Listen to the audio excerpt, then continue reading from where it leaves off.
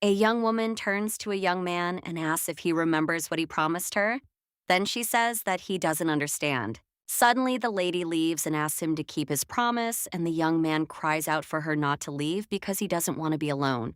The red haired lady asks Charlize what happened.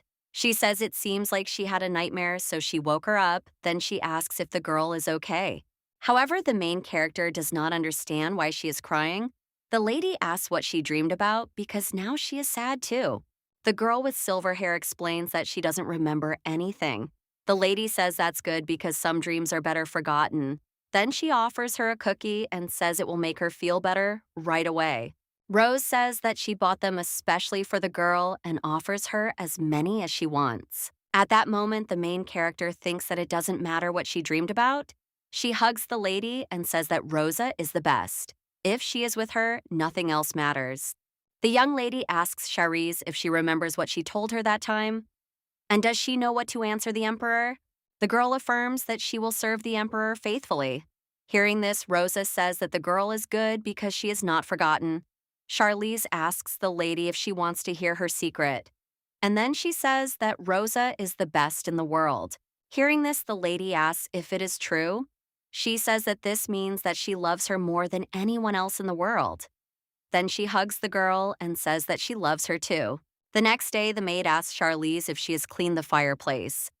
Yet the girl replies that she was just about to do so. Hearing this, the maid gets very angry and says that she has told her many times that she doesn't understand what good she is if she cleans so slowly. The little girl says that she knows all this and will do everything right away. The maid smiles and says that she is already 5 years old and still hasn't learned how to do it. She says that she should be ashamed of herself because all children her age already know how to do it. The maid looks at the girl and says that she had no doubt that she had no more brains than a chicken. When Charlize was cleaning the fireplace, she thought that this maid had achieved nothing in life and only knew how to shout. The main character thought that today was Tuesday and she only had to endure a little longer. After all, Tuesday and Saturday are the best days. A few hours later, the room was sparkling clean and the girl thought that no one could match her cleaning skills. And then she wondered if anyone else knew what the future held for them. After all, she had been reborn in a book she had already read and knew everything in advance. The main character knows that in this book she is Charlize, a minor character. The maids gathered around the little girl and did not understand why she had been abandoned. They did not know what to do with her. Then the head maid tells them to be quiet and suggests that they stop whining and get to work. She claims that none of this matters because the child belongs to the imperial palace, and therefore they must all take care of her. Charlize was the daughter of a maid, but she had abandoned her, and the responsibility of caring for the child fell on the shoulders of the other servants. Since they already had their hands full with work, the maids did not understand where they would find the time to care for the child. And so everyone hated Charlize. A maid reports that she still hasn't learned how to do laundry and throws dirty laundry at her. When the girl grew up a little, she became an errand girl. To avoid being hated even more, Charlize tried to be as quiet as possible. However, the girl did not understand why everyone treated her this way. She was incredibly beautiful, and when she grew up, she would be killed by the empress who envied her beauty. The main character decided to avoid this at all costs. However, being still a child, she understands that escape is not an option because she is still too young. The main character assumes that perhaps by working as a maid, she will be able to save some money and then when she grows up escape. After all, she understands that the emperor's palace and the empress's palace must be avoided at all costs. And she understands that they must not see her. Charlize understands that this is all for her future, but no matter how hard she tries, this is her reality right now. She doesn't care that her life is full of suffering and anxiety, and she understands that she can find something bright. The lady thought that today was a wonderful day because the most beautiful person in the whole world was waiting for her, and that was Rosa. The red-haired lady was walking in the garden and picked a rose. A girl runs up to her and hugs her. Rose tells the girl to be careful or she might fall. Hearing this, Charlize thought that she would feel sorry for her and hug her. The red-haired lady hugs the girl and asks if everything is okay at work. However, the girl smiles and Rose asks again if no one is bullying her. At that moment, Charlize thinks that she can only complain to her sister once. And then the girl starts to cry. Surprised, Rosa asks what happened. And the little lady says that they make her carry a huge pile of laundry over and over again. The girl recalls that the maids pushed the most exhausting work onto her. The main character realizes that it was so hard for her that she felt like she was about to go crazy. After all, the maids always gave her difficult work that she could barely cope with. And the little girl understood that she could only share her feelings with Rosa. After all, she is the only person who will listen to her and maybe support her. Charlize says that everything is very bad and she can't cope. The lady with red hair calms her down and tells her that she doesn't need to worry so much because she has her. The next day, the headmaid says that this is outrageous. It is unacceptable to mock someone like this. She says that she will personally make sure that each of the maids does her job. And then she tells them not to even think about cheating. The headmaid came to sort things out and she transferred the maids who were forcing the main character to carry laundry to the laundry room. At that moment, the little girl thought that justice had prevailed. However, Charlize realizes that now they hate her even more because they have become even ruder. The little girl reflects on how the situation was resolved in just one day, and she thinks that Rosa must be from a noble family. Mrs. Rosa was a girl with a pretty face and hair the color of a scarlet rose, just like the Empress in the novel. Suddenly, Charlize doesn't think about how she dared to compare Rosa to this villain, and she doesn't understand what nonsense is going through her head. However, when you think about it, even in the imperial palace, which is full of beautiful women, there is no one more beautiful than Rosa. The main character realizes that if the emperor sees her, he will never leave her alone. And suddenly she thinks that maybe the emperor has already done something bad to her sister. Rose asks the girl what is wrong with her because she thinks that something is bothering her. Charlize says that everything is fine. She just wanted to ask if she knows His Majesty the Emperor. And at that moment, she thinks that His Majesty is not worthy of such a lovely girl. The main character assumes that it is probably just a misunderstanding because apparently her sister does not like the Emperor. She says that Rosa is much dearer to her than His Majesty. The young lady asks the girl when the time comes to choose which palace she would like to work in. Charlize replies that it doesn't matter to her and that the most important thing is that Rosa is with her. Hearing this, the red-haired girl says that this little girl is the best and she loves her very much and then hugs her tightly. At this moment, the main character thinks that she would like to spend every day with this lady. When Charlize was carrying a bucket of water, the maid suddenly opened the door and cried out her name. Frightened, the little girl fell to the floor and spilled the bucket of water. The maid asks if she is finished yet. However, the little girl replies that this is Becky's job. Hearing this, the maid tells her to go and wash the hallway. The maid said she didn't have time for nonsense and told Charlize that Becky could help her. However, the maid didn't listen and said that she had to do her job, so she wished her luck. The main character thinks about the fact that today is her sister's birthday, and she is worried that she will not be able to congratulate her. The little girl picks up a broom and thinks that all is not lost because as soon as she finishes cleaning, she will have no more problems and will have free time. She realizes that she needs to finish as soon as possible. Charlize filled a bucket with water, but when she entered the lobby, she saw that the floor was very dirty. The little girl realizes that she has to meet her sister because she won't be around for the next 2 weeks. And she is very curious to know if her sister is waiting for her. Suddenly, the main character hurt her hand and thought that she mustn't cry because she might be punished for it. At that moment, the girl thought of Rose and how much she wanted to see her. It seemed to her that she could hear her voice right now. The main character heard her name, and when she looked up, she saw Rosa. The young lady looked at the girl's hands and asked in surprise what had happened to them. She asked if she was in a lot of pain. Charlize, seeing her sister, asks how she ended up here.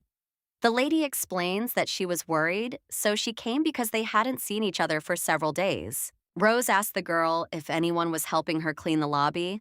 The little girl said that she had to do it all herself and had no help. Then she apologized for crying and said she shouldn't be doing that. The young lady offers to listen to the girl and tells her that she is not to blame for anything, and that crying is perfectly normal, especially at her age. At that moment, Charlize thought that this wasn't what she was worried about. After all, her little sister could handle everything just like last time, but if she constantly had to stand up for her, she would become a burden. Rosa asks the girl if she trusts her hearing. This Charlize assures her that, of course, she trusts her because it couldn't be any other way. The red haired lady tells her that she should know that if she has any problems, she can always turn to her. Hearing this, the little girl thinks that she should tell the lady everything, and then she does just that. Rose asks if Becky is to blame for everything, and when the little girl confirms her words, the lady cannot understand how she dared. At that moment, she thinks that if she beats her and breaks her legs, Charlize will never forgive her. Suddenly, the main character remembers that the lady said her name. Then she asks her sisters if she is to blame. However, the red haired lady assures her that she is not guilty of anything and suggests that she call everyone to help her. However, the little girl replies that she should not do this because she does not want to bother anyone. Hearing this, Rosa tells the girl that she will help her. However, the main character objects and says that she can handle it herself. The red haired lady says that she cannot do that. After all, when she looks at her, her heart bleeds. The little girl says that the lady works in another palace and that it will be hard for her to do two jobs. However, Rosa tells her not to be afraid and assures her that no one will find out. At that moment, the little girl thinks that she does not want her sister to suffer because of her. However, she understands that the lady is determined and will help her anyway. Then the girl thanks the lady. When the main character looked at the young lady, she thought that now she was sure that Rosa was from a noble family. And she does not understand that someone so weak is clearly not used to hard work. Charlize asks her sister what happened, and the lady apologizes to her and says that she is completely useless. Hearing this, the girl cries out that this is not true because she has helped her a lot. At this point, Rosa says that she doesn't know how to lie. However, the girl assures her that she is very talented because she sings and embroiders beautifully. She also says that no one is more beautiful than her. Hearing this, the red-haired lady says that she is very happy, and then she hugs the girl. The little lady apologizes and says that she is all dirty. However, this does not matter to the lady. Charlize looks at the dirty floor and asks her sister to wait a moment while she cleans it up. However, the lady suggests that she rest and says that they will clean up together. The little girl says that she shouldn't have to work because she has already helped her so much. She says that she will be done in no time.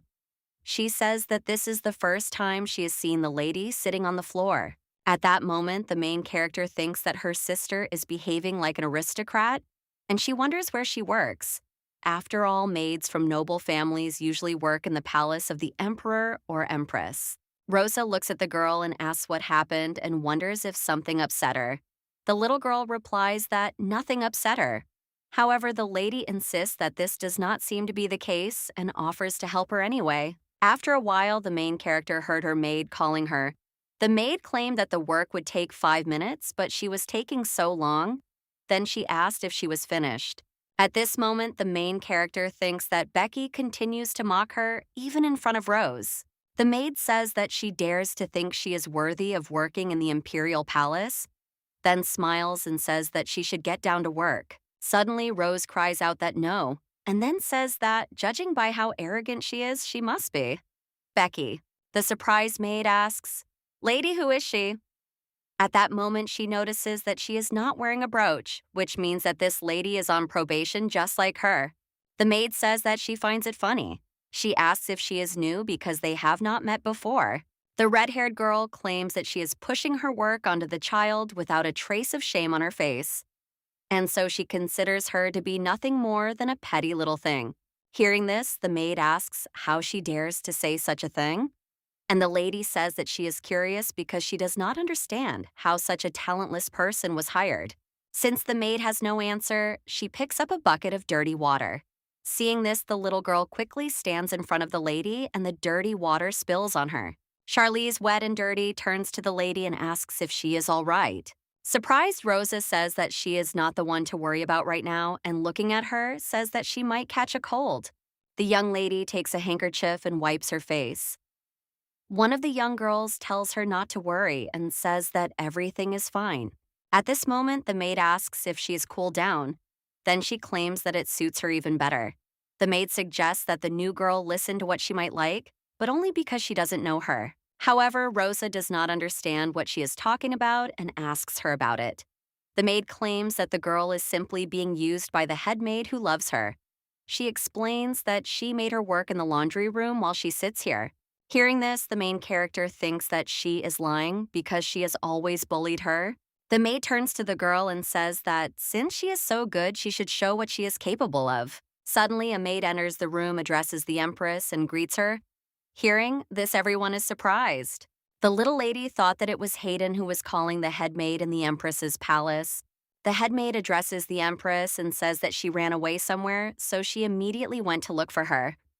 But when she looks at the wet floor and the dirty girl, she doesn't understand what is going on and asks about it.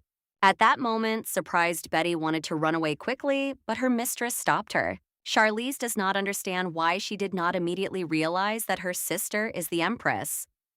After all, everything pointed to this, and she looks like a blooming rose. The girl reflects on the fact that no maid can be so elegant and majestic. And she does not understand why she did not immediately understand anything. The little girl thought that maybe she was just trying not to pay attention, which meant that Sister Rose would kill her. But at that moment, the Empress suggests that Betty apologize to Charlize. Hearing this, the little girl is surprised. Rose asks the maid if she has gone deaf. Then she claims that when she was arguing with her, she heard everything perfectly well. Hearing this, the maid felt uncomfortable and apologized to the girl. At this moment, the main character thinks that she has been waiting for this for so long, but she does not feel any relief. The maid turns to the girl and says that she was wrong and that she is truly sorry. Charlize says that it's okay because she also behaved badly. The Empress says that she does not hear sincerity in the maid's words. She then orders her to kneel and show that she is truly repentant. However, the little girl says that there is no need to do so as she is not offended. The lady with red hair insists that she is offended. She then asks Betty why she is standing there like a statue and wonders if she should throw her out onto the street because maybe then she will understand. The maid hears this, falls to her knees, cries out that she is very sorry and says that she was wrong and then asks for forgiveness. Rosa tells the little girl that she must choose her own punishment. Hearing this, she replies that she cannot. The Empress turns to Betty and says that for the next year, in addition to her main duties, she will clean the lobby and everything must be perfect. The lady also informs her that she will cut her salary and her promotion to head maid will be postponed for another 3 years. Then she orders her to leave her sight. The Empress turns to Charlize and asks if her hands hurt. However, the girl assures her that everything is fine. Rosa asks why she says everything is fine when she can see that it is not. The girl turns to Her Majesty and asks her to forgive her for disturbing her. The red-haired lady tells the little girl that they will meet tomorrow. She then asks Hayden to take Charlize to her room. However, the main character assures her that there is no need to do so and says that she will go herself. Hearing this, Rosa tells the maid that it is time for them to leave. When the Empress leaves, Charlize thinks that she said, "See you tomorrow," and realizes that she listened to her. The main character recalls how she first met Rosa. At that time, she was sitting under a rose bush crying from hurt. Suddenly, she saw a girl who asked her why she was crying. Charlize looked at the lady in surprise and asked who she was. The lady replied that her name was Rosa. The girl asks if she has come to visit the palace. Then she says she can show her out. At that moment, the Empress replied that there was no need to show her anywhere as she was a servant and had just returned from vacation and therefore had not had time to change her clothes. The lady asks the girl why she is crying. However, the main character replies that it does not matter. Rosa says that if she doesn't want to, she doesn't have to tell her. Then she asks if she can find out her name. The girl says her name is Charlize and she is a commoner, so she has no surname. The Empress says that she has a wonderful name and from now on she will only call her that. Hearing this, the main character is very happy. After all, it means that they will meet again, and she asks if that is so. The lady strokes the girl's cheeks and says that they will now meet often since they are both servants. When Charlize lay in her bed that evening, she thought about how Rose was no longer there, but Her Majesty, the Empress, was. The next morning, the headmaid came to Charlize and asked if she could believe it. After all, she would now be serving in the Empress's palace. Hayden informs her that Her Majesty personally transferred her. She says she doesn't know the reasons, but it seems that the Empress likes Charlize. The young girl says that she is not a good worker, but the maid assures her that she will do well and everything will be fine.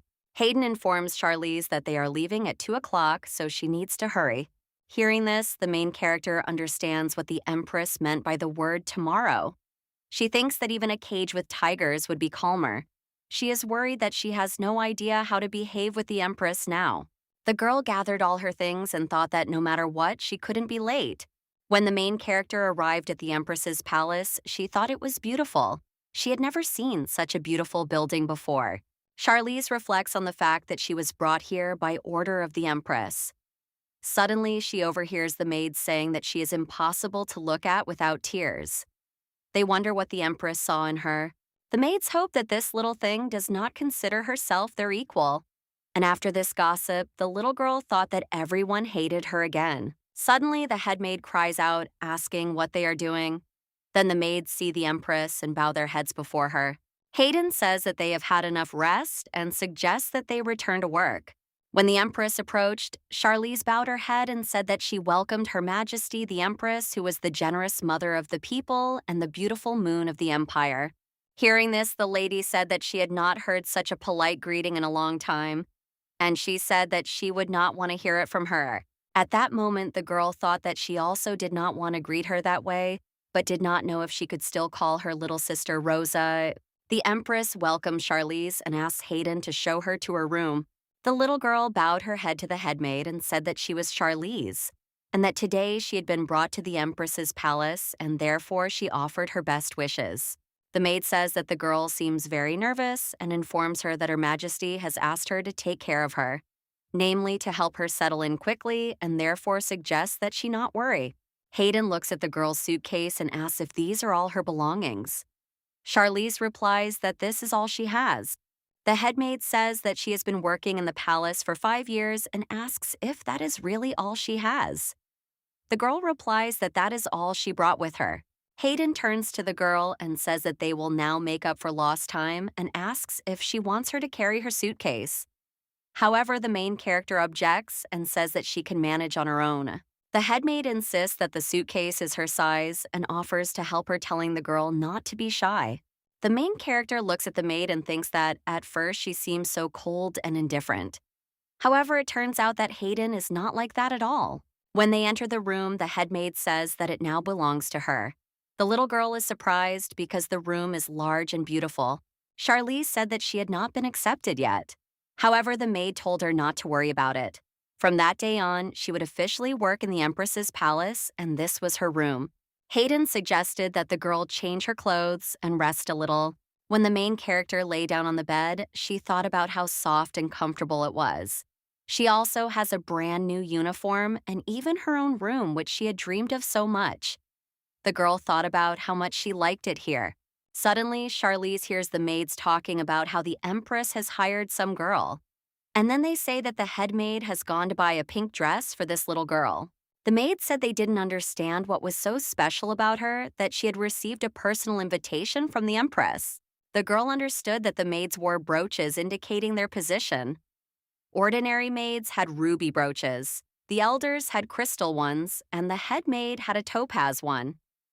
And that was probably why Becky decided that Rose had not been officially accepted, because she didn't have a brooch. After all, no one usually took them off without a special reason. Charlize thought that only high-ranking maids who had their own subordinates could wear brooches, and you can't hate her just because she's younger. Suddenly, the maids heard a question about what they were doing there, and the woman with the yellow brooch said that they were having fun, and then she asked if they were tired of living there. At that moment, the main character thought that this was the senior maid Weber, the one who had gone after her brooch. Weber addresses the maids and asks them if they remember what Her Majesty said yesterday. Then she reminds them that tomorrow, a little girl, their new maid, will arrive. It will be her first time in the palace, so they must take care of her. The head maid claims that the Empress told them to take care of the newcomer and that she gathered them specifically to ask them to do so. She then claims that they dared to disobey Her Majesty and mock Charlize. Hearing this, the main character does not understand why the Empress is so concerned about her. After all, she understands that she has been deceiving her all along. The maid asks Weber if she's really happy with everything. After all, the little girl came out of nowhere, and the Empress already adores her. The head maid asks what difference it makes. Then she says that everyone in the palace has their own role. They have theirs, and she has hers. The maid claims that the girl does almost nothing.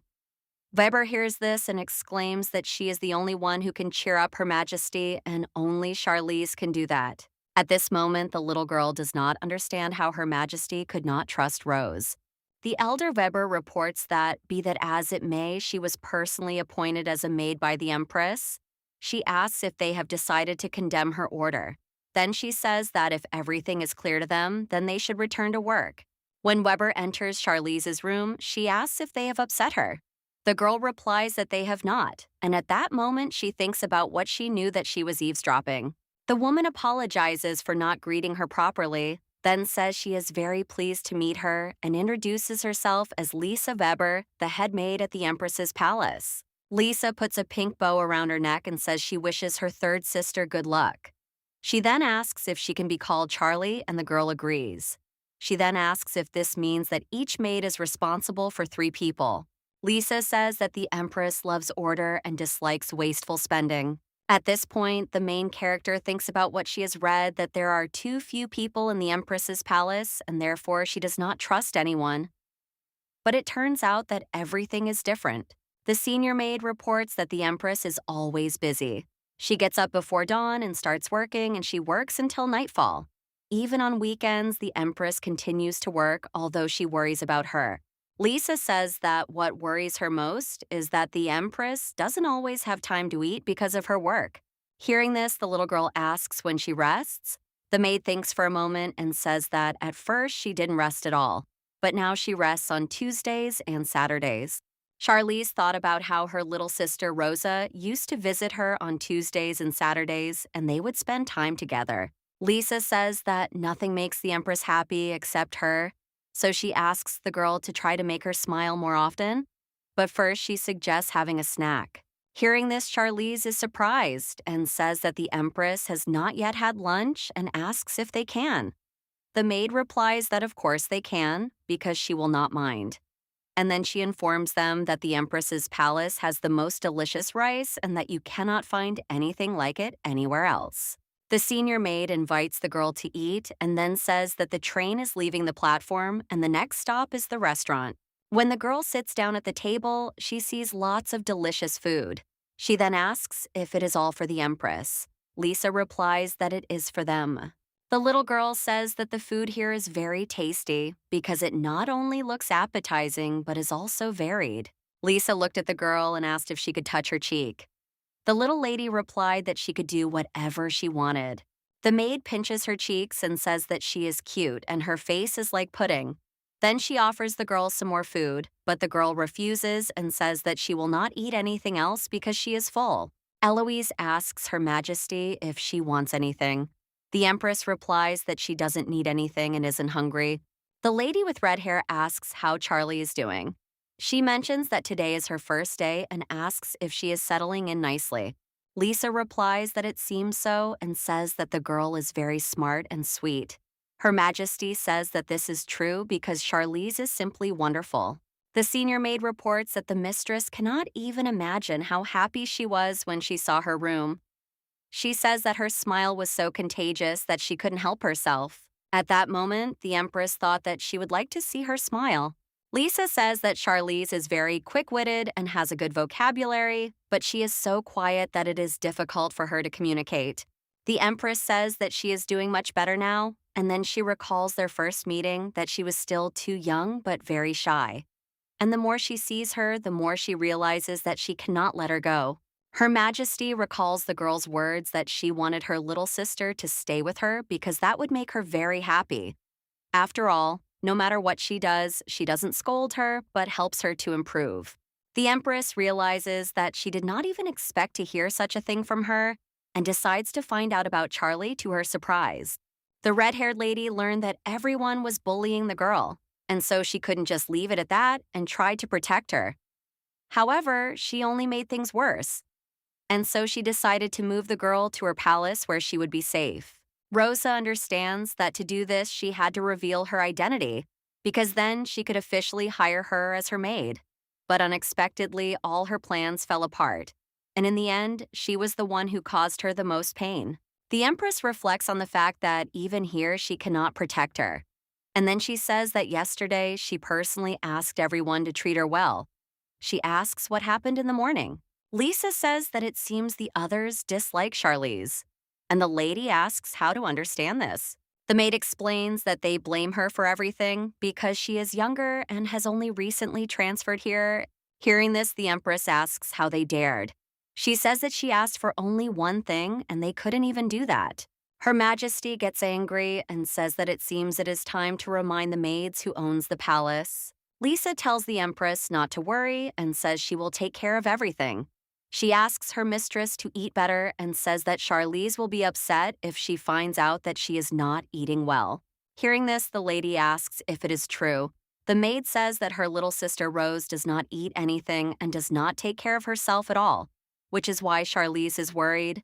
Her Majesty says that she will eat right away. Lisa looked at Her Majesty and thought that she hadn't seen her like this in a long time. Since they moved here, she hadn't shown any emotion. The Empress asks the maid if Charlize will like the dinner, and she replies that she liked it very much. The senior maid thought that, thanks to this girl, Her Majesty was feeling better and better. The next morning, the main character looked at herself in the mirror and thought that she was ready and all she had to do was go out. Since she not only works officially but is also responsible for the other maids, she has nothing to worry about. Charlize remembers that Mrs. Weber helped her a lot. She showed her the entire palace and all the rooms in it. She also introduced her to the people she needed to remember. She had to know every maid by name and face. The main character thinks about how she will help everyone, and to do that, she needs to make a good impression. After all, she will try her best. Besides, she doesn't want to let the Empress down. The girl approaches the maids who are cleaning and greets them with a cry. Then she says that her name is Charlize and asks if she can help them with anything. The maids also greet the girl and ask why she got up so early and what she needs. The girl replies that she just wanted to help them. The maid with pink hair says that there is no need because they can handle their work themselves and suggests that the lady not worry. Charlize apologizes and says that she doesn't think she saw her yesterday. Then she asks where yesterday's maids are. The maid informs her that by order of Her Majesty, all the old maids have been transferred from the palace. Hearing this, the girl is surprised and cries out, asking if they are not here. At that moment, she thinks that it is not because of her. Suddenly, Mrs. Weber approaches her and says she has found her. Charlize asks her if she can ask a question. The senior maid said she could ask anything she wanted. The little girl wondered why all the maids had been replaced. The maid just smiled, and at that moment, the girl thought that it was true that they had all been fired because of her. Lisa offers the girl some hand cream and tells her not to forget to use it. Charlize thanks Mrs. Weber for taking such good care of her. The senior maid insists that she is not the one to thank. This surprises the girl a little, and she asks who she should thank. Lisa explains that the Empress gave her the cream because she is very concerned about her hands. The little girl looks at the jar and thinks that Rosa has not forgotten her. The maid says that Her Majesty asked her yesterday before bed if everything was all right with her, and she says that it seems that the Empress loves her very much. At this moment, the main character Delov thought about how everyone used to bully her and she only got leftovers to eat.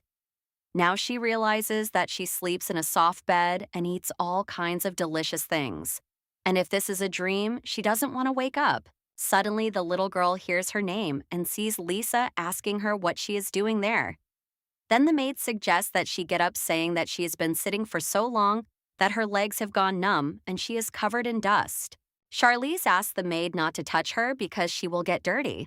However, Hayden assures her that it's okay because it's just dust. At that moment, the maid thinks that the girl's heart is pounding. Then she says that only a child could have polished everything so well. At that moment, the main character looks at the maid and thinks that something is wrong because she is dissatisfied. Charlize assures the woman that she can do other work better. She says that she can do laundry and sweep the floor. She also knows how to clean the fireplace. Hearing this, Hayden is surprised and asks if she has ever had to clean a fireplace. Suddenly, the Empress approaches them and asks in surprise if they made the girl clean the fireplace. Hayden, seeing Her Majesty, says that it is an honor that she has visited them, and the little girl repeats after her. The surprised Empress says that enough with the pleasantries and then asks Charlize if she really cleaned the fireplace. The little girl replies that she did, because she is a servant after all. Rose cries out, asking why she did not tell her that she had been given such dangerous work. She then apologizes and turns to Charlize, telling her not to do anything like that again, at least until she turns 15. The Empress looks at the girl and says that she forbids her to do hard work. Then she turns around and says that it is time for her to go. At that moment, the main character thinks that the Empress could at least tell her what she is allowed to do. Charlize realizes that if Rosa treats her differently, the others will not understand. Hayden asks the girl if she heard the Empress's words.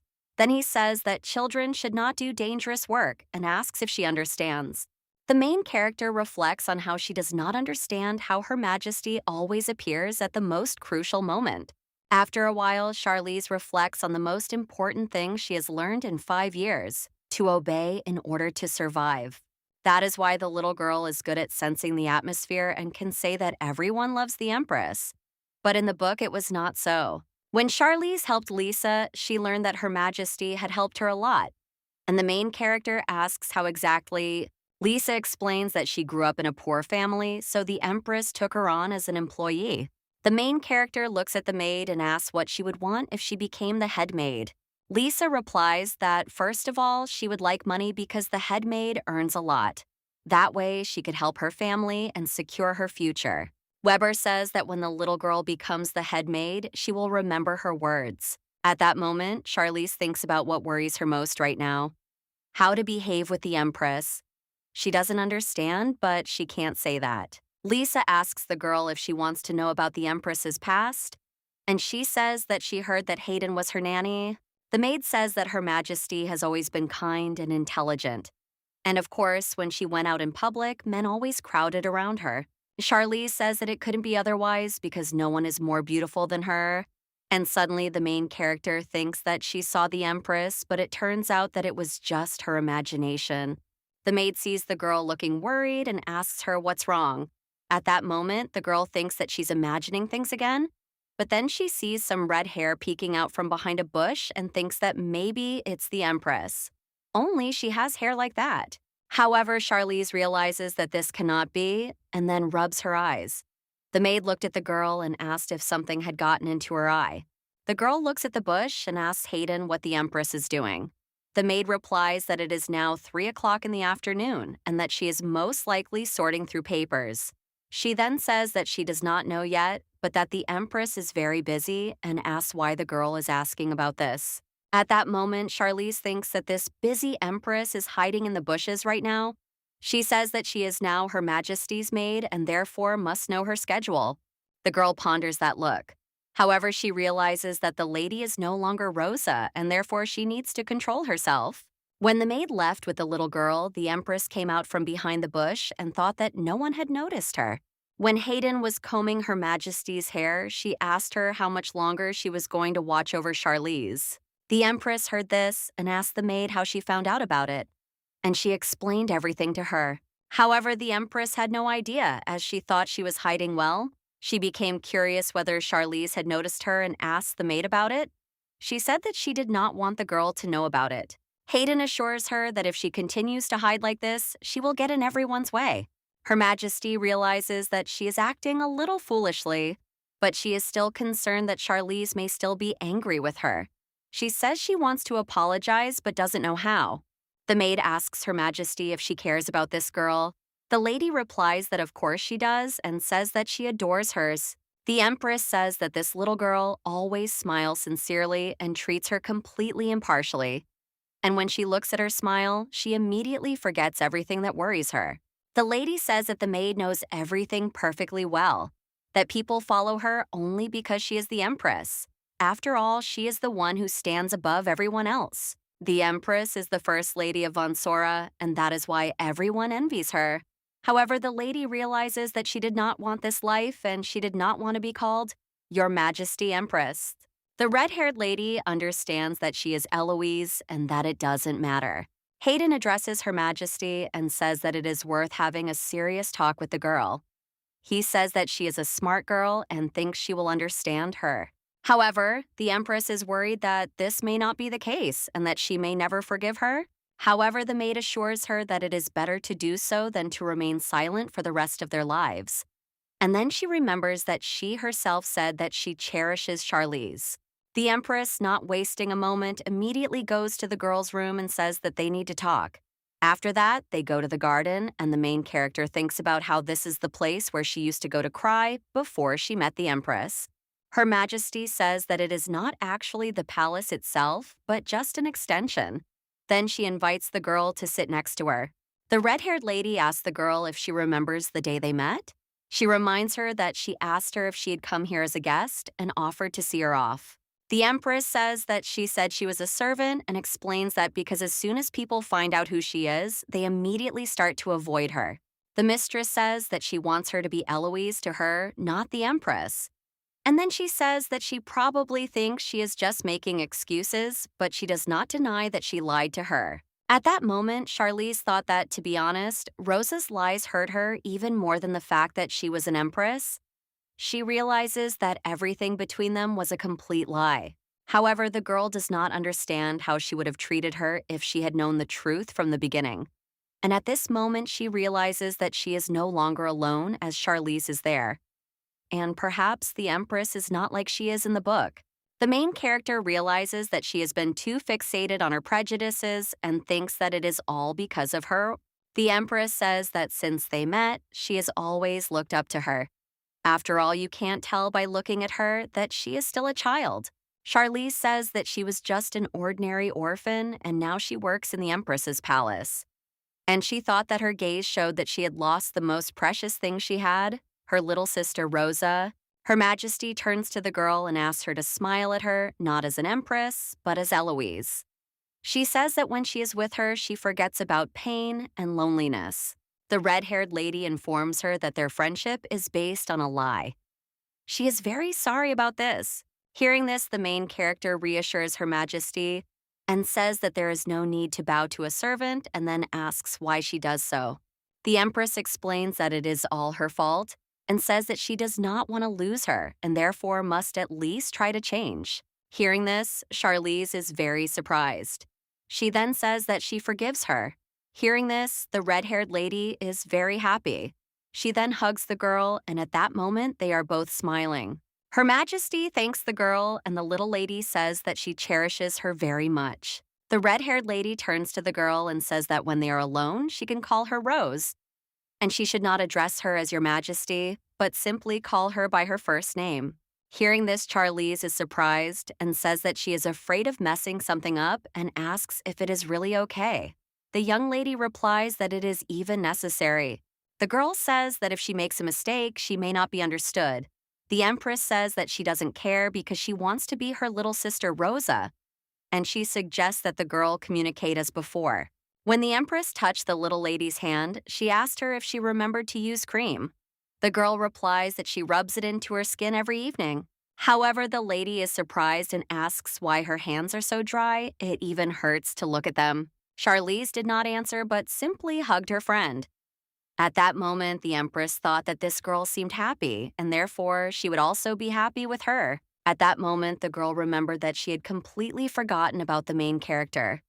After all, she had not thought about it before, but in the novel, the Emperor and Empress were antagonists. And the main character, the Crown Prince exiled by Emperor Diamond Carpel de Windsor, took revenge on the Emperor and Empress and regained his throne. However, the main character realizes that this is not far from what was described in the book because now the Crown Prince is completely alone. And perhaps the Empress is different, but it is unlikely that the future can be changed so radically. Suddenly, the Empress hugs the girl's face and says that she is very pale. She asks if she is in pain, thinking that she may have acted too hastily. The red-haired lady says that thank God she doesn't have a fever. The girl tells her not to worry. At that moment, she thinks about how her sister Rosa is more important to her than anyone else, and that she will always protect her. The main character reflects on the fact that she will not let Rosa die, and therefore she must not forget about the Crown Prince. He is 3 years older for the first time in 200 years thanks to the imperial family, The power of the god Aurelius has awakened in him.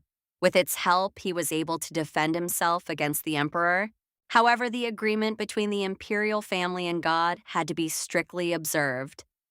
To restrain the prince, he was locked up in his palace where he sat in complete solitude, suffering from constant pain. At that moment, the main character thought that he was just an 8-year-old boy who had been locked up. After thinking about it for a while, she decided that she didn't see any problems. After all, he just needed to be taught that he couldn't kill Rose. Charlize thinks that it wouldn't hurt to get to know the protagonist better. After all, she understands that he is just a child, and she is curious to see if anything could go wrong. At that moment, the main character had no idea what monstrous consequences this would lead to. Walking down the corridor, the little girl meets a maid who asks her if she has eaten well. The girl replies that she has, and at that moment thinks that the Empress must be somehow connected to the prince. She does not understand whether it is possible to ask about him here. Charlize reflects on the fact that she must find out where he is being held. She mentions that she has heard that the prince's palace is somewhere nearby. Suddenly, the maid turns to her and crying out tells her to speak more quietly, then asks if she told her that. The main character says that the maids were just discussing it. At that moment, she thinks that she cannot say where she actually knows this from. Hearing this, the maid thinks that they need to keep a close eye on them. Charlize asks if he is nearby. Why has she never seen him? The maid says that he is not far from the garden. The girl asks if this castle could be haunted. The Empress's maid tells Charlize never to go near him. The girl asks why, and she explains that the crown prince is practically the emperor. Therefore, he must be treated with special respect, because if he doesn't like something, it could be dangerous. The maid informs her that His Highness possesses a special power that he is not yet able to control. At that moment, the girl thinks that she is not afraid of his power, but it is still better to be careful. A few minutes later, the maid Lisa approaches them and says that the Empress works all the time, and in the morning, she was full of energy. The maid says she's afraid that Her Majesty will overwork herself. After all, she may just be trying to finish everything as quickly as possible. Hearing this, Charlize thought that it seemed like it was all her fault. Hayden asks if she is resting at all. Lisa says no, and if she asks her to eat, she just smiles in response. At this point, the maids don't know what to do. However, Charlize says that she can talk to her. At that moment, she looks at the surprised maids and thinks that she has said something she shouldn't have. Lisa says that this is just wonderful because the Empress will not be able to refuse her. And then she says that the girl is clever. The maid says she will get something to eat and suggests that Charlize go to the Empress. At this moment, the main character thinks that this is even better because she will be able to ask her about the prince in person. But first, the Empress must eat something tasty, and then they will talk. Charlize knocks on the door and says that she has come. The Empress asks what she wants. The girl explains that everyone is worried about her. Her Highness asked the girl if Hayden had sent her. Then she said that she thought she was just homesick and told her that she didn't have time to rest. At that moment, Charlize thought that she would have to resort to her secret weapon. She says that she wants some cake and therefore suggests that they have tea together. Rosa hugs the girl and asks how she can resist. Then she agrees to have tea with her. Her Majesty turns to the girl and asks how she can be so nice. At this moment, the main character thinks that she is ashamed, but the main thing is that it worked. The Empress invites the girl to sit down and asks if she would like tea with milk. The girl asks if she remembers, and the lady replies that of course she remembers everything she likes. When Rosa made the tea, she said she wanted to ask her something. The girl asked what exactly. The young lady asked the girl if she really wanted to work as a maid. Hearing the question, Charlize doesn't know how to take it. The Empress explains that she just wanted to protect her, but doesn't want to force her to work. And then she says that her heart almost broke when she saw her pushing that giant cart. At that moment, the little lady thought that it would be more convenient for everyone that way. Rosa insists that she is still just a child, so she thinks no one will mind, and when she grows up, she can start working again. Hearing this, the girl objects and says she doesn't want that, and she is grateful for the job because everyone is so kind to her. Charlize explains that she was unfairly hanged and that the others are probably unhappy. The Empress asks why she thinks it is unfair, and then claims that she is well acquainted with the rules. The young lady says that in order to be promoted, a maid must work for at least a year and receive approval from the senior maid. She says that she has been in the palace for 5 years. Therefore, she already knows how she works. The empress says that she asked the head maid, and she said that the girl is very good. And that's why Charlize deserves a promotion. Rosa says that she does not want the young lady to worry about such things and suggests that she simply enjoy life because she is still so young. She then says that what is important to her is what she herself wants. Charlize says that she is very happy and that she also wants to continue working in the palace. Hearing this, the empress agrees with her and says that if she changes her mind, she should tell her. Then she suggests continuing their tea party. The empress asks if the girl remembers these cookies and points to them. At that moment, the little girl thinks that it is impossible to forget them because they are the first sweets she has ever tasted in her life. Back then, she could not even imagine that something could be so delicious. Charlize says that Rosa treated her to it. Hearing this, the lady asks if she remembers. The girl puffs out her cheeks and says that it is very tasty. Seeing this, her mistress asks if she can touch her cheeks. At that moment, the girl thinks about how Mrs. Weber asked the same thing. She doesn't understand why everyone likes her cheeks so much. Charlize agrees to let her mistress touch her cheeks.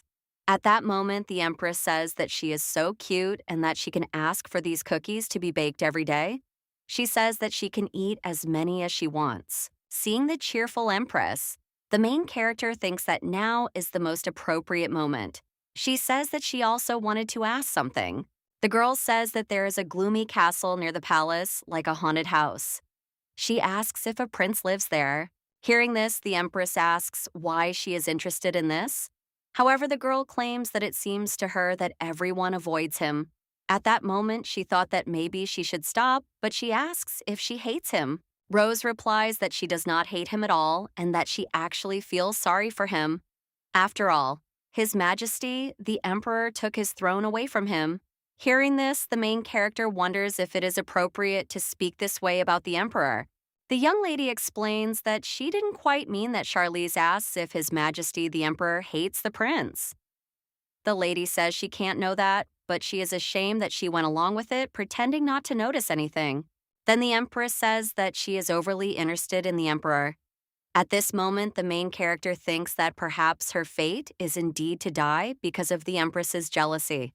Rosa says that the Emperor is a bastard, and then she asks why she is interested in men 20 years older than her. At this moment, the main character thinks that the Empress has misunderstood her. Charlize takes the lady by the hand and says that she doesn't need any emperor. She assures her that she only needs her. Then she says that he is her husband after all, and that's why she was curious. Then she apologizes for asking. The Empress hugs the girl again and tells her that she can do anything she wants, explaining that she was just worried that the girl had set her sights on such a nobody. Rosa says she doesn't understand what people see in him. She says she tried to warn many worthy girls, but no one wanted to listen to her advice. She insisted that it wasn't worth wasting their time on the Emperor, but everyone thought she was just jealous. At this moment, the main character thinks that now she understands why the Empress in the book was jealous and drove away all her rivals. However, she finds it strange how such a person got the most beautiful woman in the world. Charlize realizes that the Empress hates the prince and feels ashamed in front of him. At that moment, the girl thought about how she would definitely make her little sister Rose happy. When the main character went out onto the balcony, she thought about how summer was coming soon and she didn't know when the prince would appear. She pondered that she might grow old like this and decided it would be better to keep herself busy with something. But suddenly, Charlize thought that something strange was happening and she didn't understand it. Hayden asked the girl if she can help her. Hearing this, the main character is surprised and then says that this is the first time she has asked her for help and asks what she should do. At this moment, the maid smiles and says that it's nothing special. When they entered the room, the maid suggested that the girl look around. The little girl saw the carts and the Empress, who said that they were hers. The young lady says that she is so eager to work that she ordered it for her. She asks if she wants to try it. Charlize took the cart and said that it was very comfortable and just right. After all, it didn't squeak when she rolled it, and then she thanked the Empress. The lady asks the girl if it is really necessary to thank her. Hearing this, the main character runs up to the lady, hugs her, and says, "Thank you very much." The maid informs her that Her Majesty has an appointment. The lady says she remembers and asks the maid to wait a moment. Rose turns to the girl and asks if she is very upset that she has to leave. Charlize says that even if she is, she has to work, and she understands that. Hearing this, the Empress says that she is smart and kind after all. Then she turns to the girl and says that she will be back soon. Mrs. Weber turns to the main character and asks if she is busy. Then she asks if she can do something for her. The maid asks Charlize to run to the living room and bring her summer clothes. The girl agrees, and the maid thanks her, saying that she has nothing to thank her with but offers her a piece of candy. Then she thanks the girl again and says that she is counting on her. At this moment, the main character thinks that it seems to be some kind of parcel from her family. And to be honest, she is a little jealous that her family cares about her. Charlize eats the candy and thinks it's delicious. At that moment, she thinks that this is the perfect time. The girl looked at the castle and thought that she couldn't just show up there out of the blue, but she could pretend that she was lost and ended up there completely by accident. And at that moment, she thought that she was simply a genius. When the main character came to the castle, she thought that it was not a palace, but some kind of haunted house. Even the walls here were scary. Charlize couldn't understand how a child could be locked up all alone in a place like this. Then she saw a hole and thought she could crawl through it into the castle. So she crawled through it. Suddenly, the main character felt a sword near her neck. Then she saw a guy who asked who she was. The guy asks the girl to answer and asks if the emperor sent her to kill him. Hearing this, Charlize assured him that this was not true. And the boy asked again who she was. The girl replies that she is a servant from the Empress's palace. However, the boy is interested in how she ended up here. The main character explains that she got lost. However, the boy exclaims that this is nonsense and claims that she climbed in through a hole in the wall. Hearing this, the girl begins to cry and says that she did not want to offend him. At this point, the boy asks her to stop crying. Then the boy says that he doesn't care because no one would send such a little girl here. Hearing this, the girl asks if he believes her. The boy replies that he believes her and then suggests that she leave. But suddenly the girl starts groaning and he looks at her and asks if she can stand up. She says that her legs hurt. Then the boy offers her a ride on his back and asks if she wants to sit there all day. The girl thanks him and the boy says it's nothing because he is also to blame to some extent. When Charlize sat on his back, she thought that this young man was very thin. Then she said that she needed to take something else with her. But upon hearing this, the young man asks how she dares to give orders to him, the prince. However, after these words, the girl starts crying again. The prince tells her to calm down and says that he will take it. At that moment, the main character thought about how tired she was and how she would like to have another piece of candy. Then the girl asks if His Highness would like some candy. However, the guy objects and says that you never know what might be in it. Hearing this, Charlize thought that she just wanted to treat him, but he was making something up. After walking a little further, the prince saw a bench and sat down on it. The girl sat down next to him and thanked him. Then she asked if he was sure he didn't want a candy. However, the guy replied that he didn't want it, and the girl insisted that he wouldn't die from eating one candy. Charlize showed him the candy and offered it to him, explaining that it was very tasty. Then she said that if he didn't want it, she would eat it herself. Seeing this, the prince says that just a minute ago she was crying and now she is happily eating candy. The main character explains that candy helps with fatigue. However, the prince claims that no one else thinks so, except her. The young man asks how it happened that a child is working for the empress. The girl explains that she was born in the emperor's palace. Her mother was a maid, but she died in childbirth, or at least that's what she was told. Hearing this, the prince says that he also has no parents. At this moment, the girl does not understand why he is so downcast. Then she realizes that they are both orphans. She probably thinks that she is also lonely. At this moment, the main character realizes that she cannot miss such an opportunity. And then she says that sometimes she feels very lonely. The guy says that he understands her perfectly. At this moment, the girl thinks that she has won his sympathy. And all that's left for her to do is turn to His Highness and say that when he feels sad, he should definitely eat something sweet. At that moment, Charlize thinks that even the Empress cannot resist her cute little face, and she would like the guy to take a candy. Suddenly, the prince exclaims that this is nonsense and says that she is ugly. And then he asks if this is not so.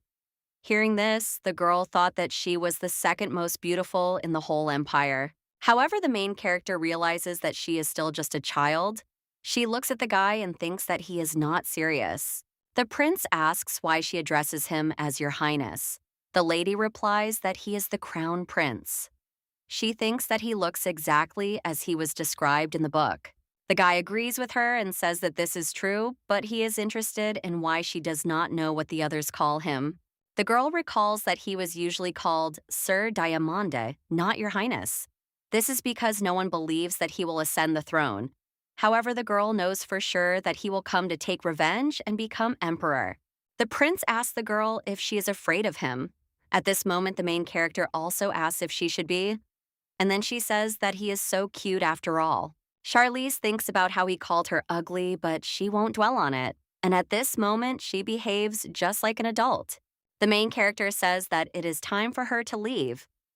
Hearing this, the prince asks if she is serious. The girl explains that Mrs. Weber asked her to bring her clothes. Then she turns to His Highness and says that she will be back. However, the prince says that she shouldn't, but Charlize insists that she will visit him again. At that moment, she thinks that she will definitely get closer to him. When the girl runs away, the prince thinks that she may indeed return. Then he reflects that he needs to forget her and not get his hopes up. When Charlize returns, she is met by the maids who don't understand why she is covered in dirt and ask her what happened. The girl explains that she simply fell on the road. At that moment, the Empress approached them. She said that now was not the time for greetings and asked if the girl had fallen and hurt herself badly. Charlize explains that everything is fine, but at that moment she thinks about how she almost died there. She looks at the Empress and wonders if she will be punished for it. Rosa asks the girl if she had fun without her. She says that of course the most important thing for her is that she had fun. However, she says that she would have liked to have fun with her too. The main character thinks that the Empress has misunderstood her, which means that she will not be locked up at home. The girl says that next time she wants to play with Rosa. Hearing this, the young lady asks if it is true and then says that she is looking forward to it. The lady hugs the girl and she says that Her Majesty will get dirty. However, the lady says that she is so cute. At this moment, the prince remembers the girl and wonders if she will come. Then he thinks that no one needs him. The next day, Charlize crawled through the hole again and hit her head again. At that moment, the main character thinks that she needs to be more careful and not get dirty. Suddenly, she sees His Highness. He asks her why she came. Charlize explains that she promised, and then asks if he always sits here and if he was waiting for her. The guy exclaims that no, he wasn't, but the girl insists that she guessed right. The prince explains that he just went out for a little walk and tells the girl to believe him. At this point, the main character opens the box and says that she wanted to bring more food, but this is all she has. Seeing the food, the guy asks if it's all for him. Charlize says that if he ate the candy, he would know that it wasn't poisoned. Then she looks at the guy and says that he ate it anyway. The prince says he did, and the girl asks what it tastes like. He replies that it tastes like strawberries and doesn't understand what the question is. Charlize addresses His Highness and persuades him that it is getting cold and suggests eating in the castle.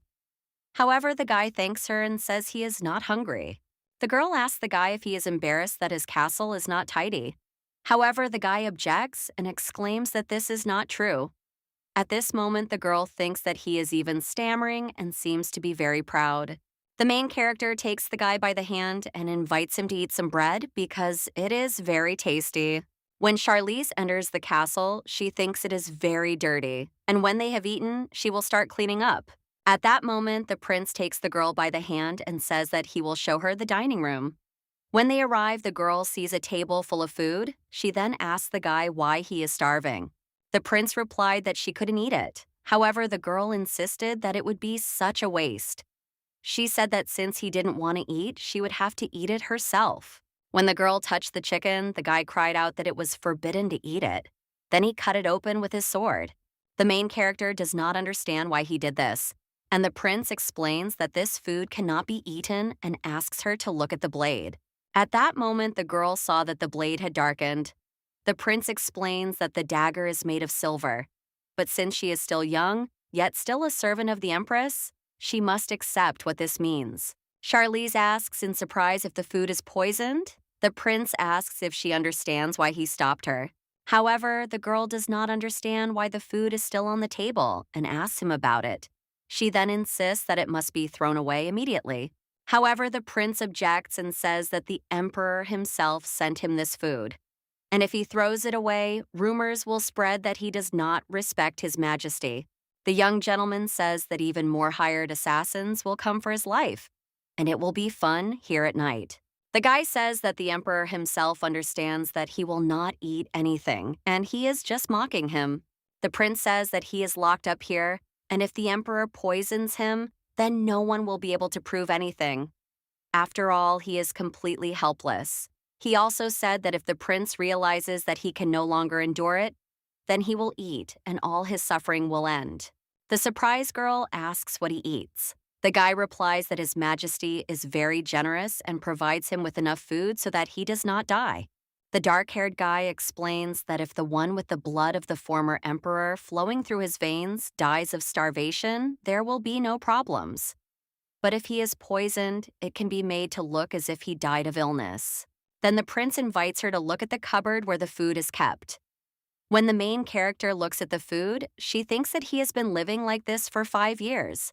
But there is so much food there that he will not starve to death. The boy turns to the girl and says that he doesn't think she will be surprised. At that moment, Charlize thought about how she came here because the prince is the main character and she has to save Rose from him. But now she wants to save Diamande himself. The girl turns to the boy and says that no one deserves such treatment. At this moment, she thinks that maybe he is even worse off than she is, and she just feels sorry for him. After all, she cannot understand, but this cannot even be called life.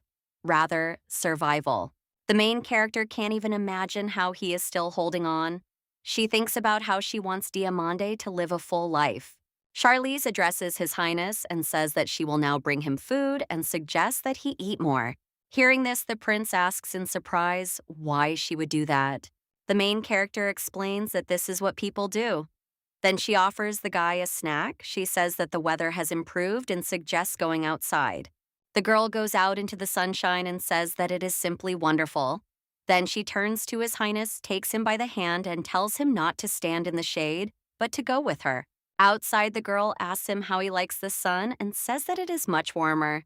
The guy replies that he agrees with her. Kneeling down, Charlize says she will make a sandwich. She takes some bread, a few lettuce leaves, cheese and a tomato makes a snack, and then says it is ready. Diamande says in surprise that she did it quickly. The main character gives him the sandwich and offers him a taste.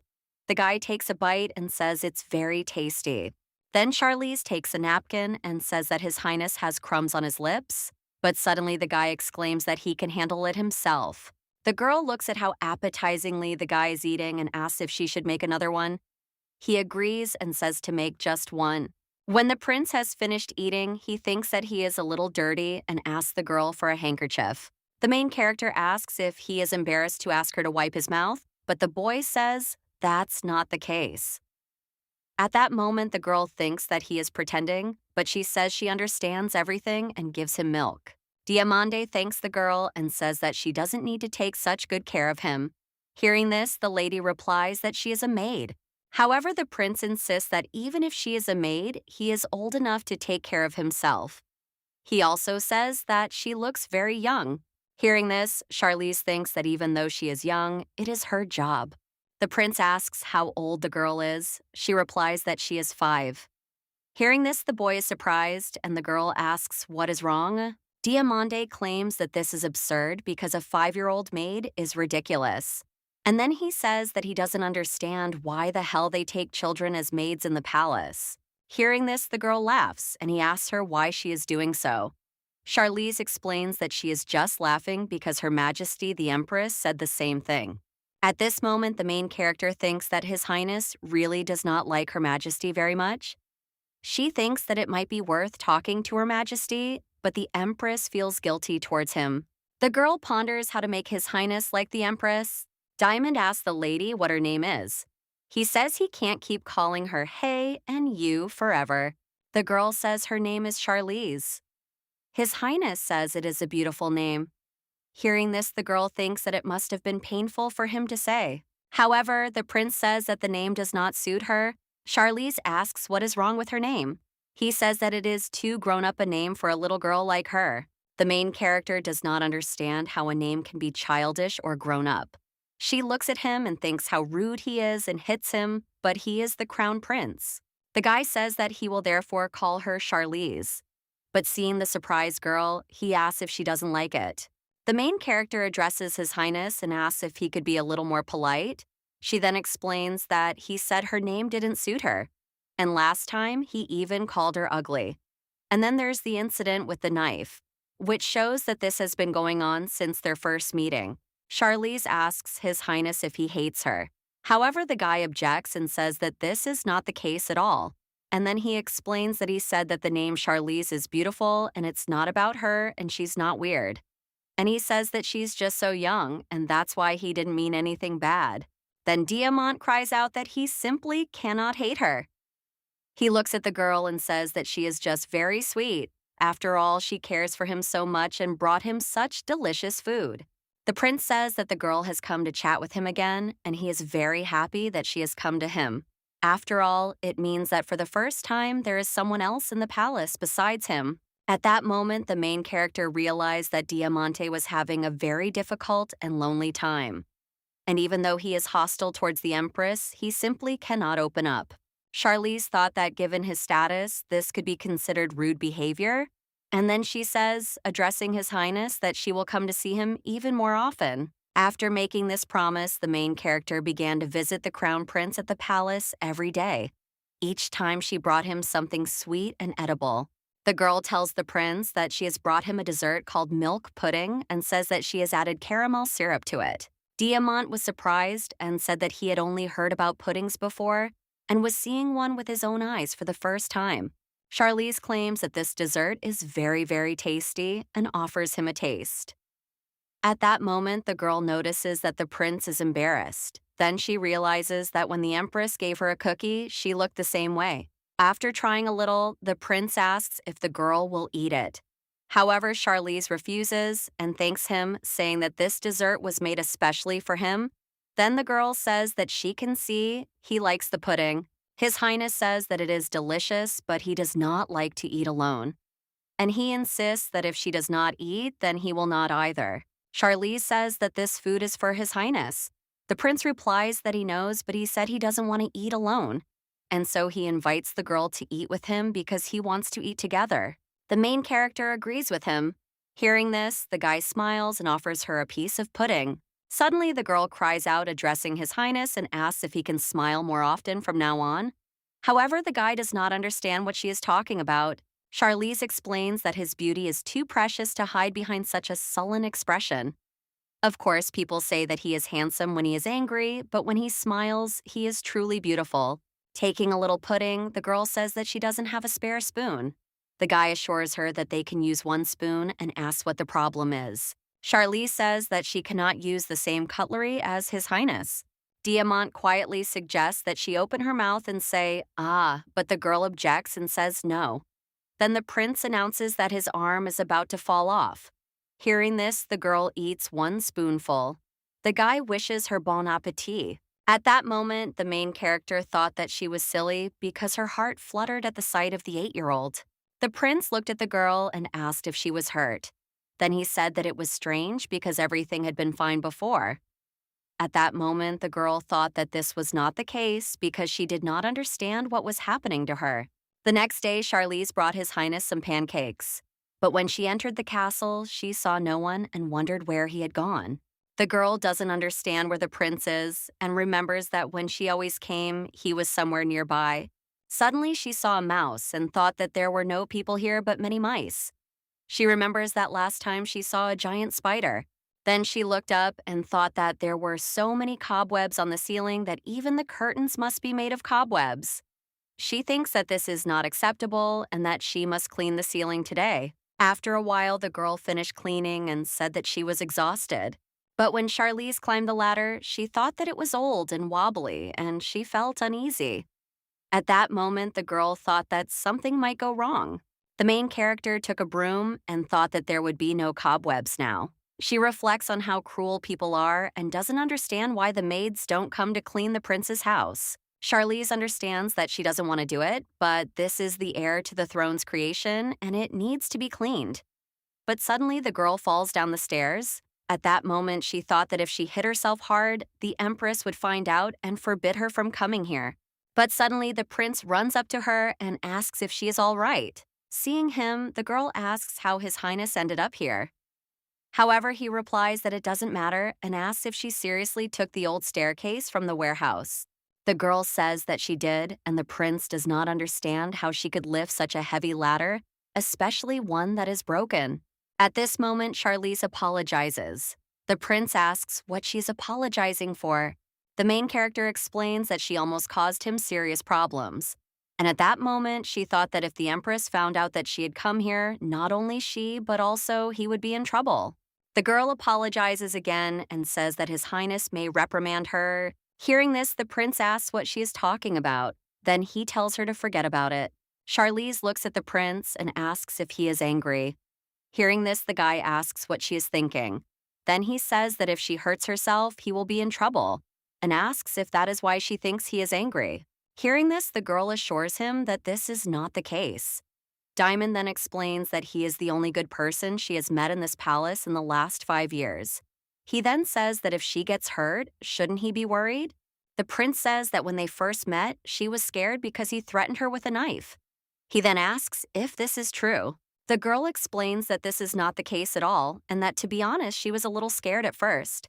At that moment, she thought that he would really kill her. She says that this is not the case now. However, Charlize touches the prince and says that if it still makes him uncomfortable, he can just say that he caught her. Hearing this, the prince agrees with her and says that next time she shouldn't think he's angry with her. The main character often disappears, and this is noticed by a maid who decides to follow her.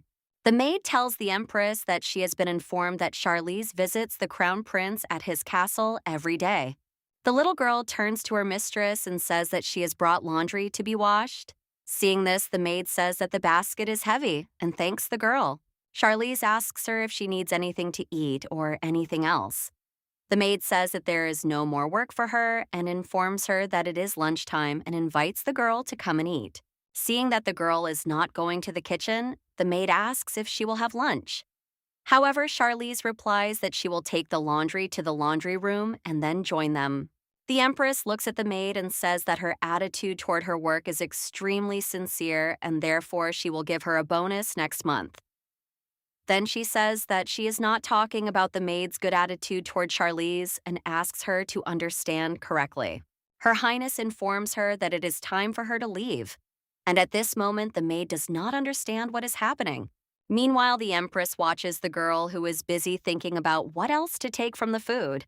Rosa peeks at Charlize and thinks she looks so cute when she holds the basket. However, she understands that no matter how cute she is, it is very dangerous for her to go to the crown prince's castle. Towards evening, Charlize approaches His Highness and informs him that she will come tomorrow. He advises her to be careful. When the girl crawled through the hole, she thought it was very difficult.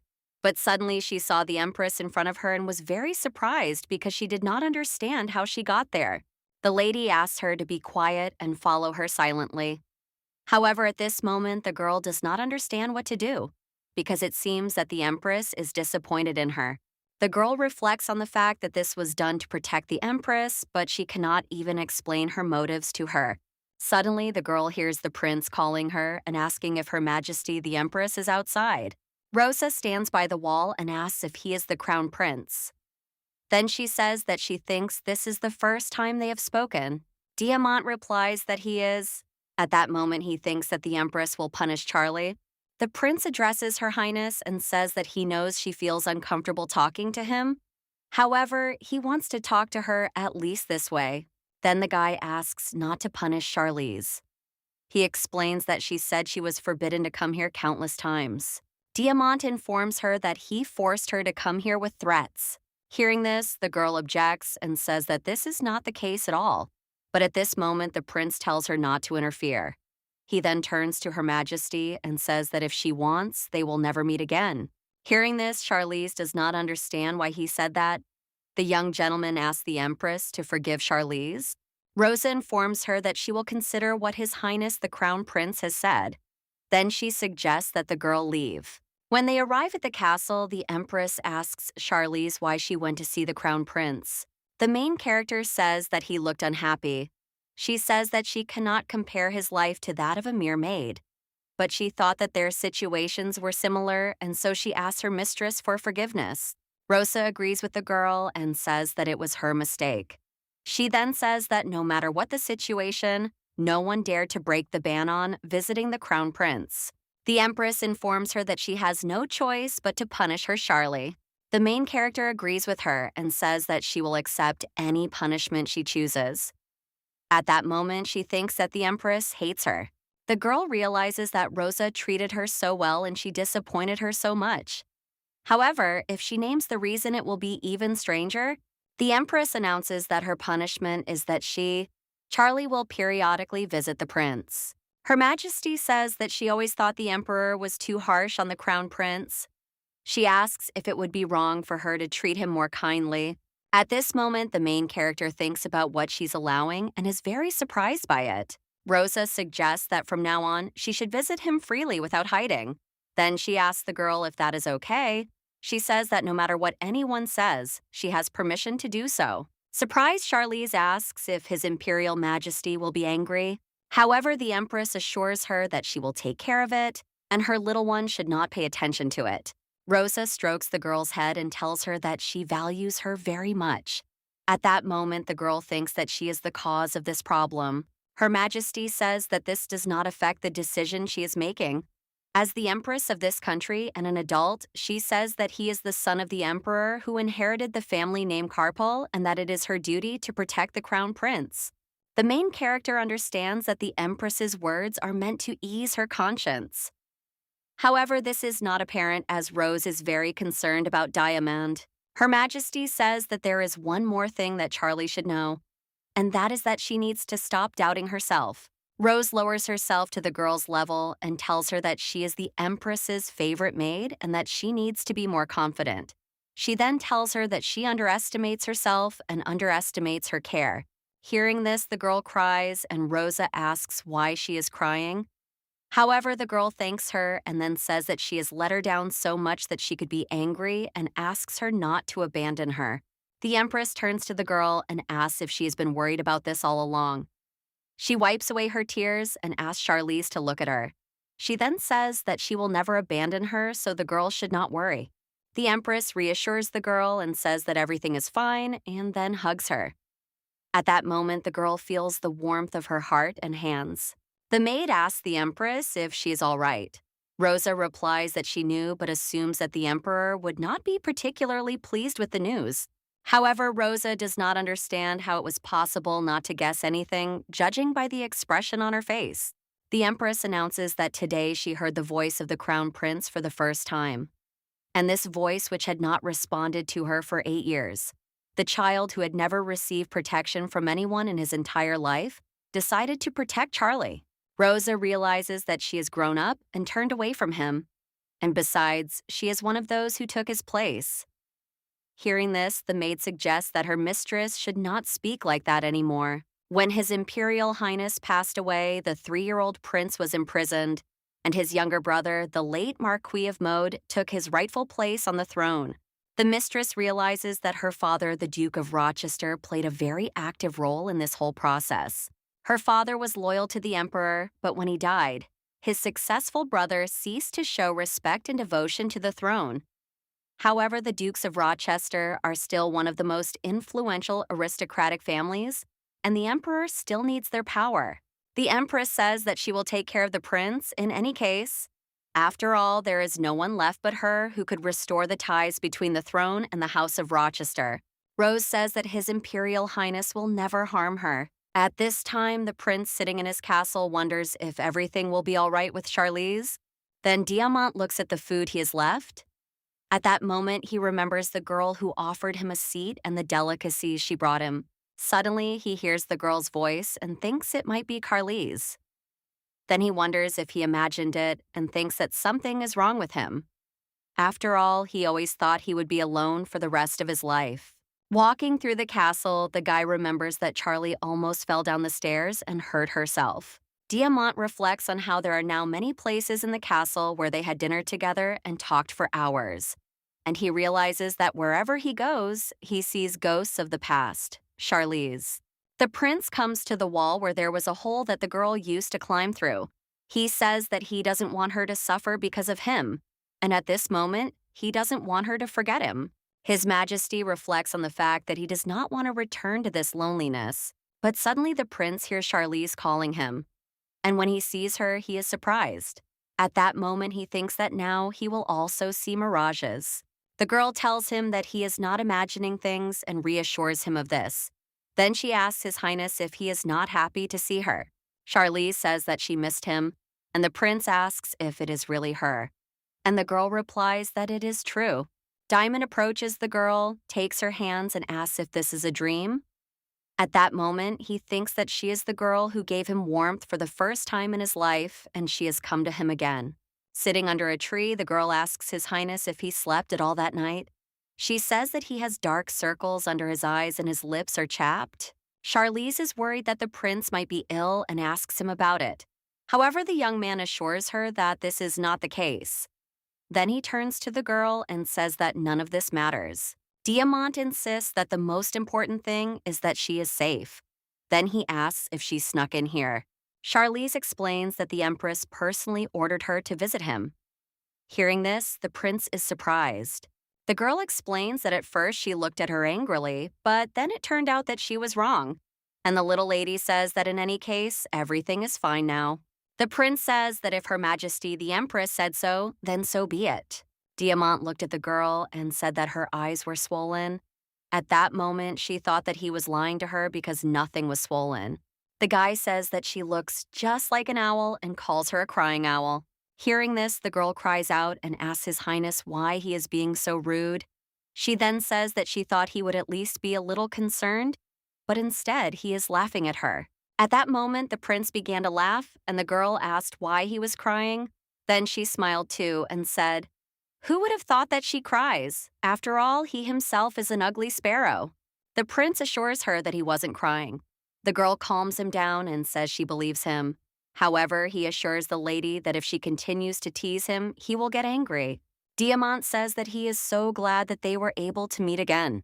Charlize turns to the prince and says that he has seen that the senior maid has prepared many delicacies today, and then she says that there is even his favorite meat here. Suddenly, the girl notices that the prince is very stern and asks if she has done something wrong. However, the guy assures her that this is not the case. Diamond turns to the lady and says that she always takes care of him, but it seems that she does not take care of herself. After all, she constantly asks only about his tastes and does not talk about herself at all. His Majesty informs her that today he will take care of her. The girl is surprised and asks what he is talking about. At that moment, she wants to take his food away from him. The prince asks the girl to calm down and asks her whether she prefers vegetables or meat. She replies that she will have meat. The guy says that he understands, but first she has to eat some vegetables. Then the prince asks the girl to open her mouth and say, "Ah." However, the girl assures him that she will eat by herself, but he insists that he will take care of her and feeds her. Diamond turns to Charlie and says that her meters are about to explode because she has filled them to capacity. The lady replies that it is his fault. At this moment, the main character looks at him and does not understand why the prince is smiling. His Majesty says that she looks very much like a squirrel. At this moment, the girl thinks that now she is not even human. The prince says that she has eaten vegetables and offers her some meat. The girl thinks that it is strange because she does not understand why he has been treating her like a child all day. Charlize says that His Highness is feeding her, but he himself is not eating. However, the guy assures her that he will eat himself and tells her not to worry.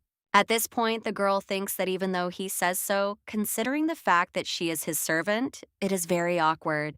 Suddenly, the Empress enters and asks what is going on. She says that apart from ordering Charlize to visit the prince, she did not give permission for her to feed him. Seeing the Empress, the girl does not understand what she is doing there. At that moment, she thinks that she has let her down again. Rosa says that she never fed Charlie like that. The prince explains that he recently fed the girl pudding. At this moment, the main character does not understand why the Empress is so angry and what she is doing in general. The lady turns to His Highness and asks how many times he has fed Charlie. Hearing this, the guy asks what she means. Rosa explains that she and Charlie are so close that they sleep under the same blanket and in the same bed. Hearing this, the guys are surprised. At this moment, the main character reflects on the fact that this has never happened. The Empress says that Charlie was going to sleep with her tonight too. Then she shows how she hugs her in her sleep and says that they sleep sweetly together. Diamant asks the Empress if she has come all this way just to share this truth. The lady replies that she believes it to be the absolute truth and then asks if it is not so difficult to verify. At this point, the main character does not understand what is going on between the two. But suddenly, the maid Hayden comes to them and greets Her Highness the Empress and His Highness the Crown Prince. At this moment, the young gentleman did not even think that a maid from the Empress's palace would show up at his castle. The maid informs him that His Highness the Emperor has come to visit her. At this moment, the main character thinks that it is all because of her. Rosa asks how long ago he arrived. The maid replies that he has just arrived and is waiting for her in the palace. The Empress says that he usually doesn't care, but apparently he didn't like her meeting with the prince. Then she turns to the girl and tells her not to delay and informs her that she is leaving. Surprised, Charlize asks Her Highness if she should not go with her. The Empress replies that she should not worry about it and assures her that the adults will take care of everything. Diamant turns to Her Highness and asks for forgiveness. Rosa asks what he is apologizing for. The prince informs her that His Highness the Emperor is angry with him, and she will bear the consequences of this anger. However, the Empress assures him that this is not true and tells him that he has nothing to apologize for.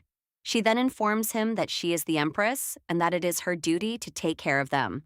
She says that she is only doing her duty and that they should not feel guilty about it. Rosa suggests that the prince not delay Charlize and then leaves. The main character looks at the prince and asks him what is wrong.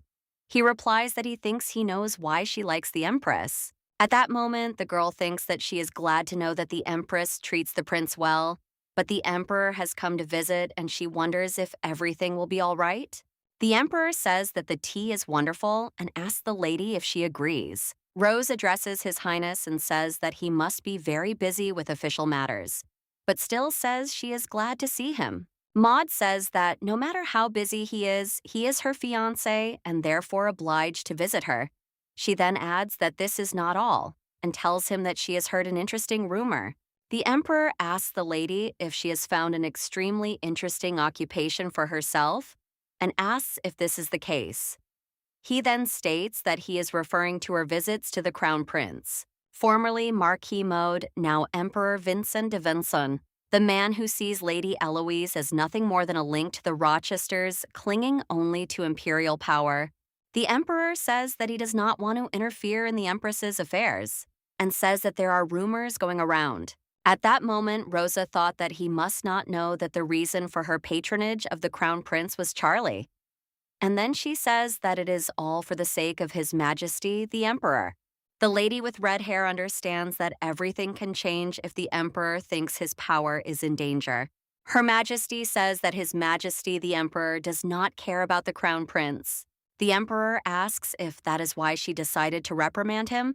However, the lady assures her that this is not true. At that moment, she thought that this was just preparation for future consequences. His Majesty says that she is worrying too much. He says that he is just a child, and even if he does not protest, the Empress says that he will not always be a child. She explains that childhood grievances remain in a person's memory for a long time. The Empress says that for His Majesty's sake, she must be kind to him. However, the Emperor insists that even if this is true, he asks if she is obliged to visit him personally. Rosa informs him that the Crown Prince's self-esteem will not suffer if he is visited by someone of equal status, and what will happen if he grows up with resentment towards His Majesty. She wonders if the question of succession to the throne will then become too troublesome. The Empress asserts that this is precisely why he must be prepared now. At that moment, she thinks about what worries the Emperor most. After all, there is a possibility that the adult Crown Prince will demand the throne back in the future. His Majesty says that her words make sense, and then he says that he trusts her and her decision to take care of the Crown Prince. Hearing this, the Empress says that she is infinitely grateful for his trust. The Emperor informs her that he has important business to attend to and must leave. Hearing this, the lady thinks that the entire palace knows that he has dumped all his work on his ministers, and she does not understand how he has the courage to lie. Walking down the corridor, the main character sees the Emperor and then announces that she is Charlize, a maid in the Empress's palace, and she greets His Majesty, the Emperor. However, the Emperor walked past without even looking at the girl, and she thought that he looked just as he was described, a kind face and treacherous intentions. But she was more concerned about Rosa and hoped that she was all right. Charlize enters the Empress's chambers. Seeing her, the lady is surprised that she has returned so early and asks her about it. Rosa invites the girl to come in and sit down. The main character wonders if the conversation was about her. The Empress assures her that she is mistaken. She says that she was still worried about the Crown Prince being all alone. However, she understands that everything is more than fine. The young lady turns to the girl and says that what she dislikes most is that she blames herself. And so she suggests that she should not say such things anymore and asks if she understands. Rosa offers the girl some of her favorite desserts, which have been prepared especially for her. At that moment, the maid knocks on the door and announces that it is Haydn. When the lady invites her in, she says that she has brought the tea she mentioned to Miss Weber. The Empress thanks the maid for preparing it so quickly. However, she informs her that she will not be able to drink it now. Rosa informs her that the aroma of this tea may be harmful to little Charlize, and therefore suggests postponing it until later. The maid says that she will bring tea that they can drink together with Charlize. Hearing this, the main character is surprised and asks why they did not drink the tea. The Empress replies that it is too bitter for her to drink. At this time, the main character did not yet know that in order to prevent the Empress from having children, she had started drinking contraceptive tea that very day. Charlize turns to Her Highness and asks if she is all right. However, the Empress turns to the girl and asks if she is still worried about her. The girl replies that she is. The red-haired lady offers the girl to sleep together tonight because then she will be able to take care of her. She invites her to come to her bedroom at 8 in the evening. Hearing this, the girl is delighted and agrees. When the main character comes to Rose, the Empress invites her to come and sit next to her. Charlize addresses Her Highness, but the lady objects and tells her to just call her Rosa.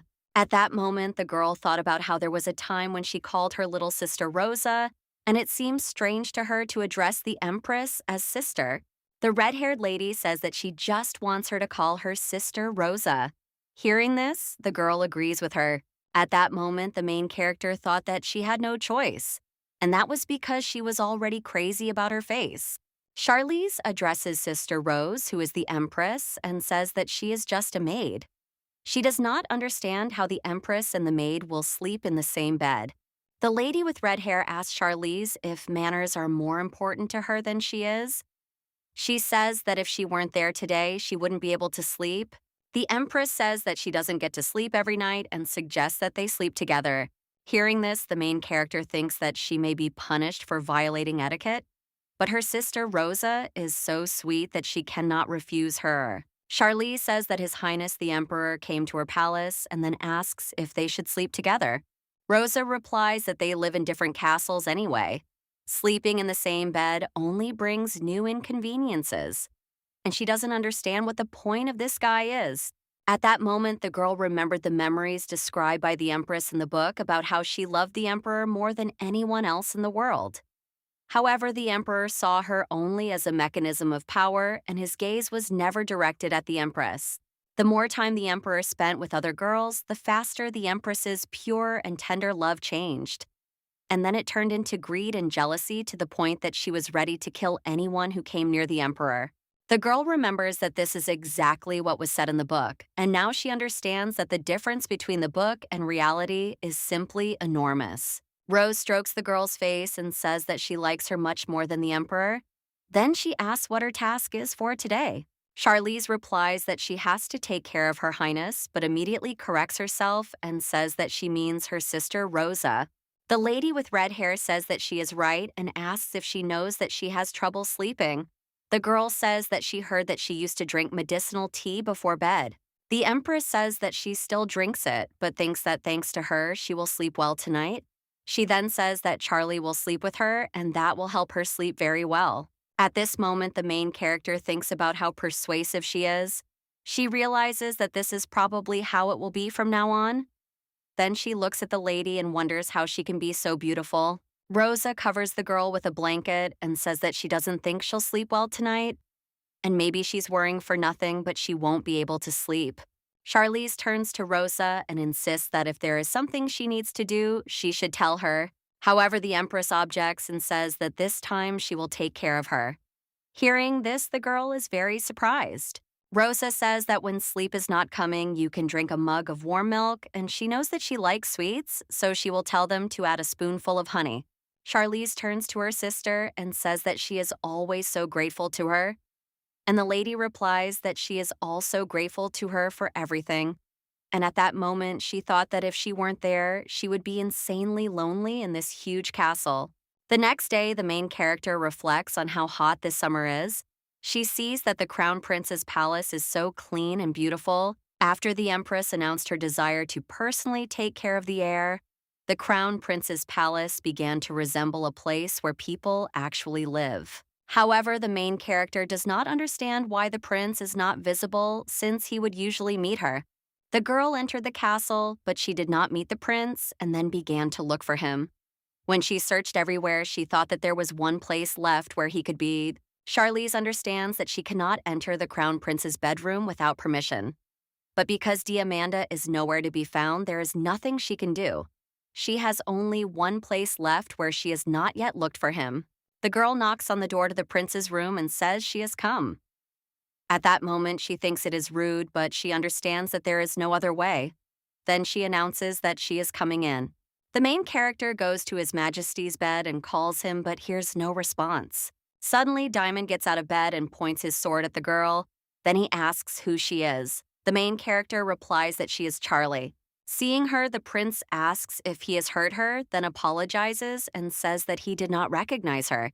At this moment, the girl thinks about how he sleeps with his sword. She realizes that this must be because of the emperor. Charlize addresses His Majesty and says that he has been sleeping all this time. The guy replies that he broke something. However, the girl does not understand why and asks about it, saying that he usually gets up early. The prince explains that he just had a nightmare. The girl asks how scary it was. However, the guy assures her that it was nothing worth talking about. Then the main character says that the room is very dark and suggests opening the curtains. She says that after that, her mood will immediately soar to the heavens. When the room is lit up, the girl looks at His Majesty and cries out that he is very pale. However, the guy explains that the nightmare simply tormented him, and so he tells the girl not to worry.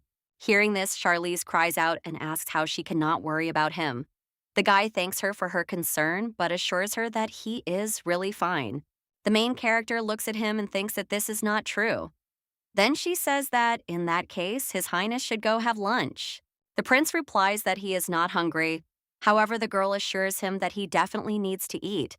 She then suggests that he wait a little and tells him that she will bring everything. The prince asks the girl to wait and says that they will go together. But when he takes a step, he immediately falls down. Surprised, Charlize asks if His Majesty is all right. When she touches him, she realizes that he is burning up. She puts him to bed and wonders what to do. The girl realizes that she needs to call a doctor urgently, and at this moment, she thinks that the emperor is probably busy. Diamond turns to the girl and asks her not to tell anyone that he is ill. At this moment, the main character thinks that she cannot leave him like this. After all, she must take care of the crown prince. The sick prince remembers how his father lay in bed and asked for forgiveness for leaving him alone at such a young age. And then he says that he has not forgotten one thing, that he was named after Carpal, the founder of the state and owner of the divine power of Aurelius. The father tells the prince that he is the only heir to the empire and advises him to be wary of his uncle and all the nobility. Then he falls into an eternal sleep.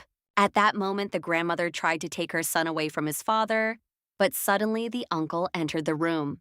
The grandmother cries out and asks the courtiers what is going on. But the uncle snatches the little boy from her arms and she begs him to let her grandson go. The aristocrat tells the mother not to move so as not to harm her granddaughter. Then he says that if the others also want to save their lives, he advises them all to stay where they are. The uncle throws the boy on the floor and then informs him that he is addressing him incorrectly. He then says that from now on he must call him His Imperial Highness. He says that today a new sun has risen in Windsor and therefore Diamant will no longer be bored. From that day on, a life full of loneliness and despair continued. And as the emperor said, he was certainly not bored. And so, the prince was haunted by the fear that he possessed the power of a god. The emperor could not simply throw him in prison or kill him. However, the boy did not know that he had to try with all his might to survive. Diamond, although not entirely confident, was able to use the power of God. After all, he once understood something when mercenaries broke into his palace one after another. All this time, the emperor had sent them not to kill him, but to show that his life belonged entirely to him. The prince reflects on the fact that he was only 5 years old at the time. Suddenly, the ruined palace seemed enormous to him. The realization that no one cared about him came crashing down on him all at once. He doesn't understand, because in that case, did all his suffering for such a life make sense? His Majesty understood that there was no one waiting for him and no one who loved him. The prince was not afraid to die, but he was terrified to realize that even if he did die, no one would mourn him. After all, he just wanted to hear warm words and be loved. Day after day, Diamond comforted himself with the foolish dream that someone would reach out to help him. At this moment, the main character asks His Highness if he can hear her. But when the prince sees the girl, he asks why she is crying. The main character explains that he was just constantly delirious and not feeling well.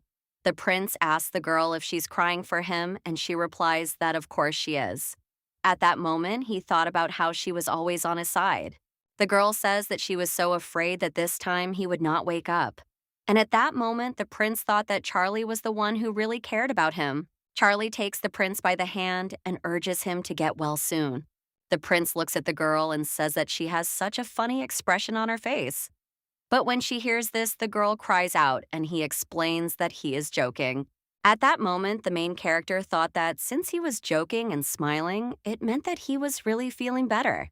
The guy says he will try to get up. However, the girl assures him that His Highness is better off staying in bed. Well, when she touches his handkerchief, she thinks that it is very hot, which means that his temperature has just risen. Diamond turns to the girl and says that he feels a little better. However, the girl insists that this is not the case at all, and therefore he cannot stay like this, and a doctor should be called. But the prince says that he is fine.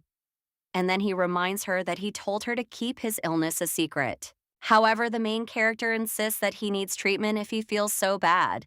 Then she cries out and asks why he keeps saying that everything is fine. Charlie says that she is not a doctor and cannot really help him. Diamant asks why she says she can't do anything. She argues that she is always by his side, and that is the greatest help to him. The girl looks at His Highness and says that he is in so much pain.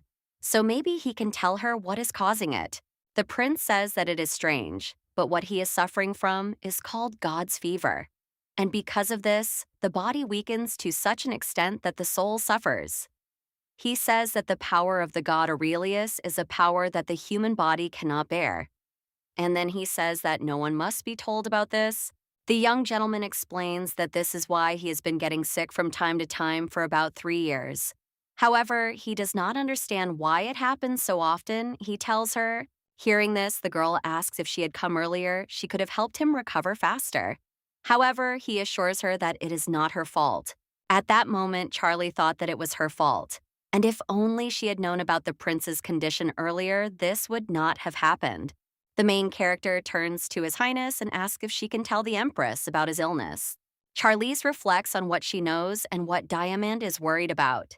If His Majesty learns that the cause of the illness is the power of the god, Aurelius, the prince's life, will be at even greater risk.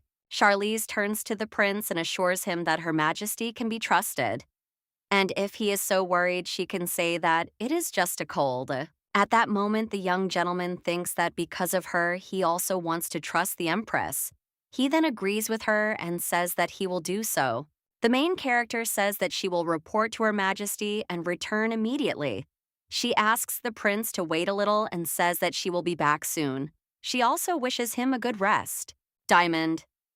In his room, he thinks that this time his body hurts less than usual, and it may be because Charlie is nearby. On the way to the Empress's palace, the main character thought that she was silly and didn't understand why she didn't immediately guess that it was God's fever. The main character should have guessed right away. After all, divine power meets resistance when it appears, and the prince suffers alone because of this. The girl realizes that she needs to be a little more attentive, but lost in her thoughts, she didn't see the step and fell. The girl was hurt by the fall, but she thought that she didn't have time and needed to run straight to the Empress. Suddenly, Charlize hears the Empress's voice asking her what she's doing there. Rosa saw that the girl had fallen and asked if she was hurt. However, the girl replied that the crown prince was very ill. She said that he had a high fever and was breathing heavily. The Empress suggests that the girl calm down first and says that they will send a doctor to him immediately. Then she asks again if she is hurt, as she did not hear her answer. Charlize asks her if she will send a doctor to the crown prince. The red-haired lady claims that she is Empress Windsor, and therefore it is her duty to help the ailing heir to the throne. She tells the girl not to worry. When the doctor examines the young gentleman, he reports that the days are very hot at the moment and that this has caused his condition to worsen.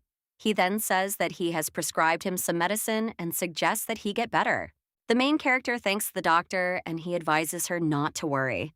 Charlize looked at Diamond and saw that his skin color had improved significantly, so she felt relieved. At that moment, she thought that he looked very young and was handsome, even in his sleep. Hearing that the prince was recovering, the main character thought that now she could stop worrying and get some rest. At that moment, she felt very tired and wanted to sleep.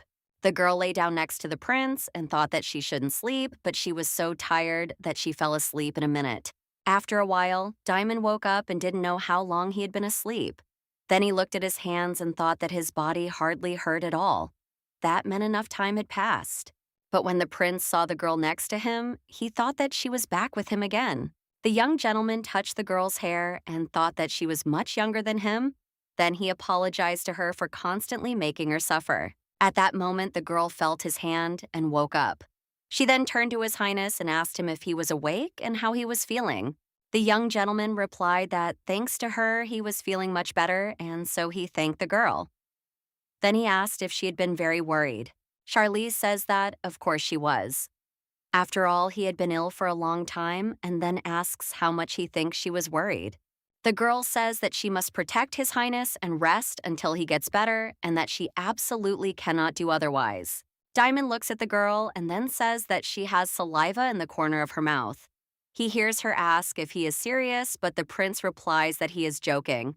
However, the lady is offended. Seeing her upset, he apologizes. However, the main character says that she will think about it and therefore will not talk to him for now. He asks if she is angry and then suggests that she look at him. The girl explains that she said she would not talk to him. And then the prince says that it looks like crows have built a nest on her head, and it's so funny. Hearing this, Charlize looks in the mirror. When I saw myself, I cried out in horror. And at that moment, I thought that the Empress and the doctor had met me looking like this. The prince invites the girl to come to him and tells her that he will help fix everything. However, she refuses and says that she can do it herself. Diamond assures the girl that he wants to help her. Then he takes a comb and combs her hair. When the young gentleman touched her hair, he thought it was very soft, probably as soft as the feathers of baby birds. The prince asks the girl if she knows a story about a deity named Aurelia. Charlize replies that she certainly knows it and says that it is a divine beast that helped Carpal the Emperor and founder of the Windsor Empire to expel all demons and establish the empire. Diamond replies that she is correct. He then says that according to legend, the beast had silver fur just like her hair. He does not understand how this is possible. He then asks the girl why she is looking at him that way. The main character explains that she is a chipmunk and that is a deity. Then she asks why His Highness constantly compares her to animals. She says that she is capable of many things and is good at many things. Hearing this principle, he thinks about who she could be compared to that she would like. She explains that it is the most beautiful and wonderful person in their world, Her Majesty, the Empress. However, the young gentleman does not understand why she is talking about the Empress again. The girl explains that she is so beautiful, and not only beautiful, but also sings well.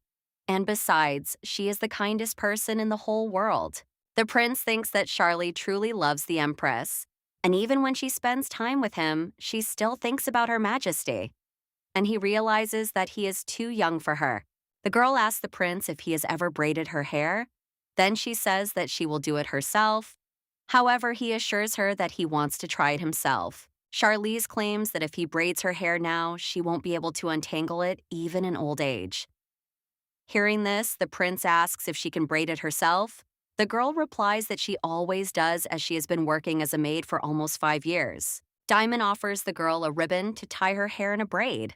Seeing the ribbon, the main character says that it is very beautiful. At that moment, she thinks that the quality is very good, but it seems quite old. The prince informs her that the ribbon belonged to his late mother. Hearing this, the main character is surprised and says that she cannot use such a valuable item. However, the young gentleman objects and says that she has endured so many difficulties because of him and that it was quite exhausting, and simply offers her to take it. Charlize asks him not to say that and then asks if he would have been tired if he had been caring for her when she was sick. Damon replies that of course it would not have tired him, and the girl says that it did not tire her either. And then she says that they are alike and takes him by the hand.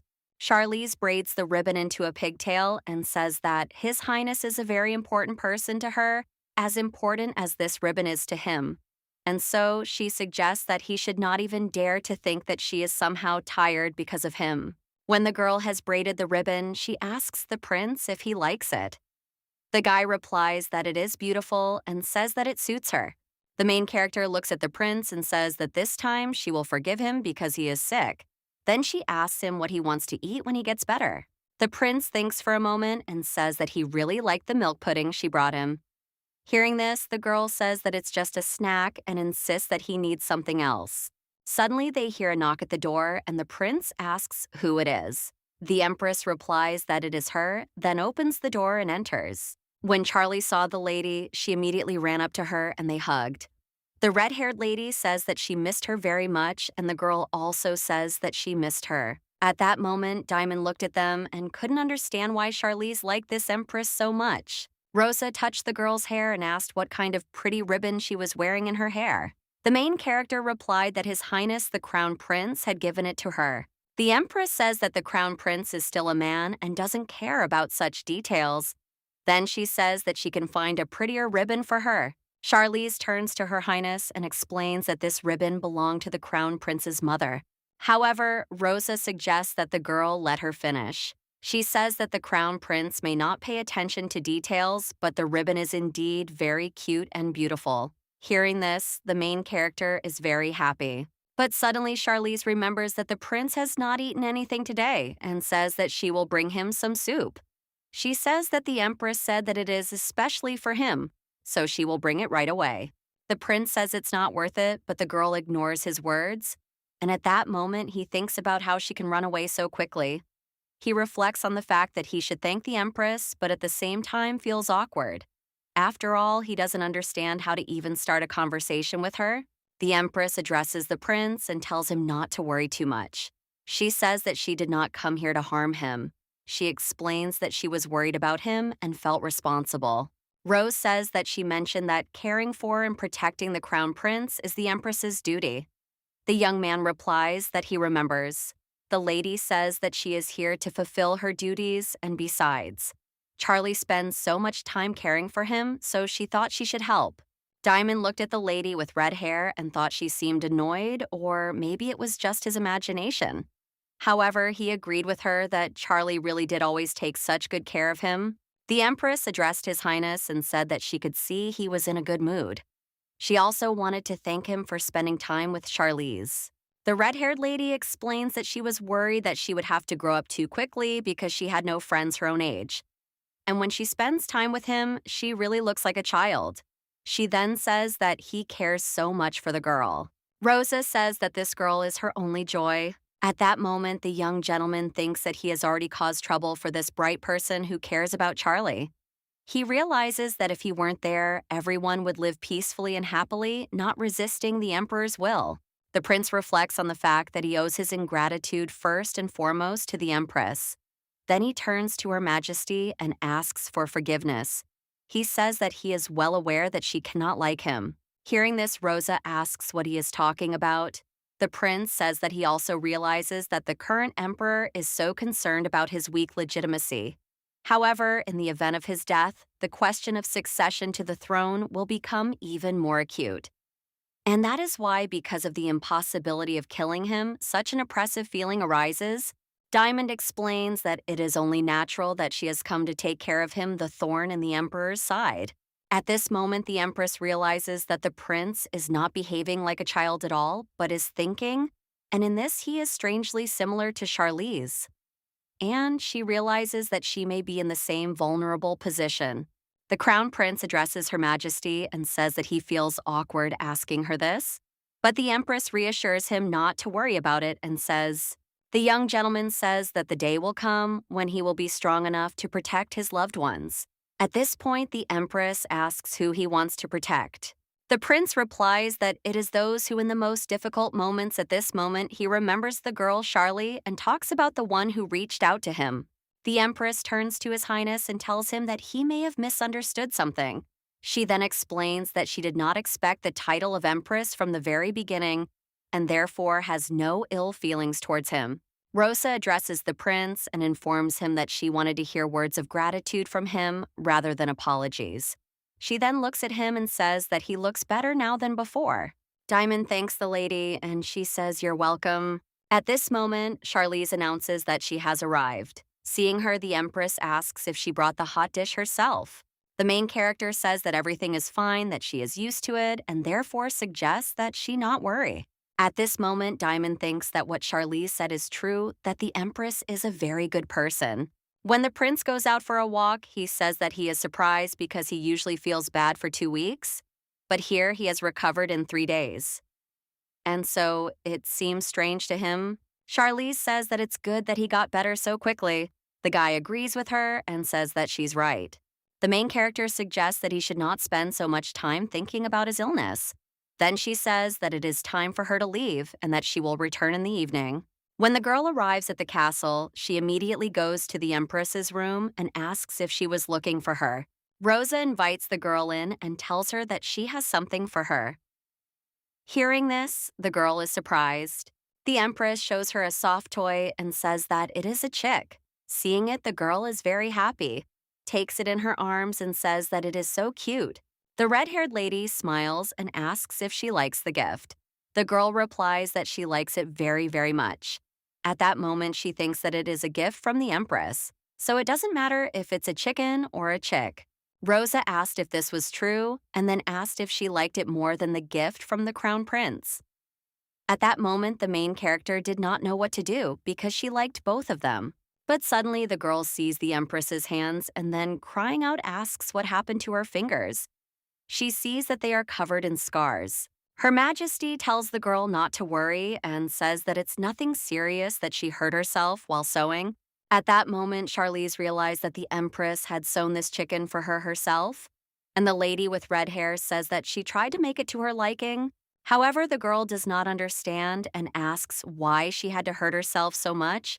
The empress explains that the crown prince gave her his family heirloom and then asks if she should have sat there empty-handed.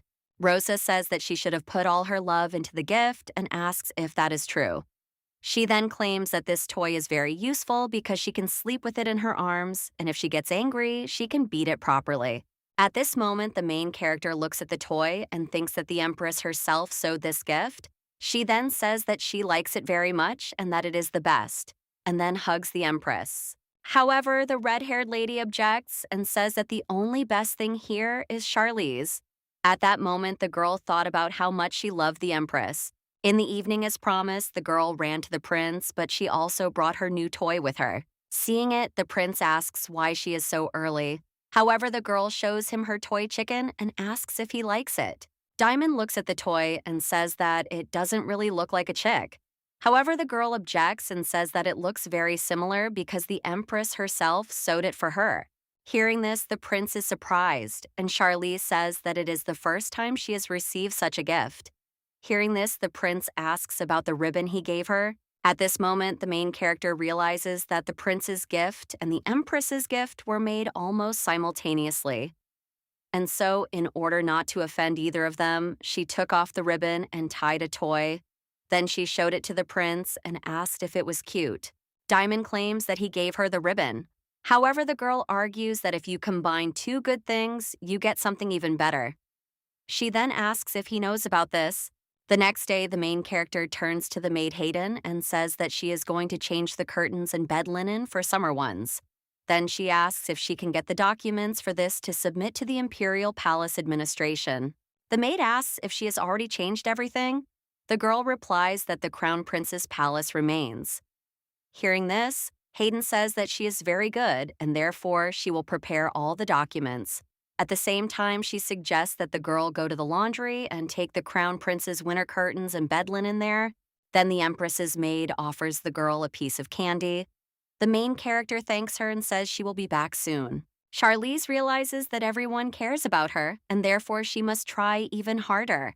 When the main character was walking to the laundry room, she saw a cat and thought that it was the same kitten that her mother had abandoned, and that it was wandering around the Imperial Palace. She realizes that it has grown up during this time. When the cat came closer to the girl, she petted it and felt sad that she had nothing to offer it, not even a treat. Suddenly, the girl overheard the maids talking about how this cat had grown up in the Imperial Palace. They thought it was just wandering around begging for food. They also said that when the cat was little, it was cute, but when it grew up, it wasn't so cute anymore. Hearing this, the main character thought that she was still quite cute, even now that she had grown up. And so she decided that next time, she would definitely bring her something to eat. Charlize looked at the cat and thought it would be nice if she came to walk near the Empress's palace, because then she could feed her at any time. The maid turned to the chambermaid and asked if she thought it was too much. Then she said that there was too much laundry coming from the Crown Prince's palace. That was why the work had slowed down because of the new maid assigned to the Crown Prince's palace. Hearing this, the main character thinks about what they are saying about her. Then she sees Becky smiling and saying that she was very well known in the maids' quarters and that everyone around her found her extremely annoying. However, the main character remembers that Becky hated laundry and she doesn't understand what she is doing here. The maid Becky says that she was not promoted to official maid because of this Charlize. Because of her, all the trainee maids were sent to the laundry room. After all, she was like that from the very beginning. Hearing this, another maid says that everyone took such good care of her, but she still behaved that way. And then she says that Her Majesty the Empress adores the girl, and that's why she acts like a bully, thinking she's better than the rest. And they don't understand how long the Empress will continue to take care of her. Becky claims that the Empress now cares for her like a child, but when she grows up, it will all end. She reflects on the fact that the Empress's love will soon fade. At this moment, the main character thinks that the Empress treats her well only because she is small. She wonders if this could be true, and if so, when she grows up, the Empress will abandon her. The maids say that the girl is very smart. And if you think about it, everyone who was not close to this girl suffered in one way or another. After all, she uses the Empress's love to her own advantage because she understands that it makes sense. Betty claims that she only learned bad things in her childhood. Hearing this, Charlize realizes that this is not the case. However, it doesn't matter what she says because it won't make sense and they won't listen to her. The maid says that it will certainly be difficult for them with the prince who does not know when exactly he will be overthrown. She then claims that this is precisely why she has been so busy lately. Betty says that the Crown Prince is not bad either. Although she has heard many rumors that the overthrow is about to happen, she does not understand if it is necessary. She says that the mood should improve at least once before the end. The maid says she doesn't even know how rotten the boy is. Another maid replies that this selfish idiot may not even know it. Charlize thinks that she can endure the insults directed at her, but she does not want to hear Diamond being insulted. After these words, the girl cries out and asks if they have said everything. Then she says that she knows absolutely nothing. Betty, seeing the girl, says that it is Carlise. Then she asks in surprise if they saw how her eyes lit up. At this moment, the main character thinks that maybe it really is her fault that she did not become an official maid, but that it does not matter now. Charlize turns to the maids and asks what nonsense they were just saying about the crown prince. Then she asserts that since His Majesty, the Emperor, is the regent, His Highness the Crown Prince proves the legitimacy of the Crown Prince. The main character asks the maids if they are saying that they doubt the legitimacy of His Majesty the Emperor, and it seems to them that the Emperor's wrath is not to be feared. Betty gets very angry and asks if she is threatening them now. The girl replies that maybe she is, and that she only told the truth.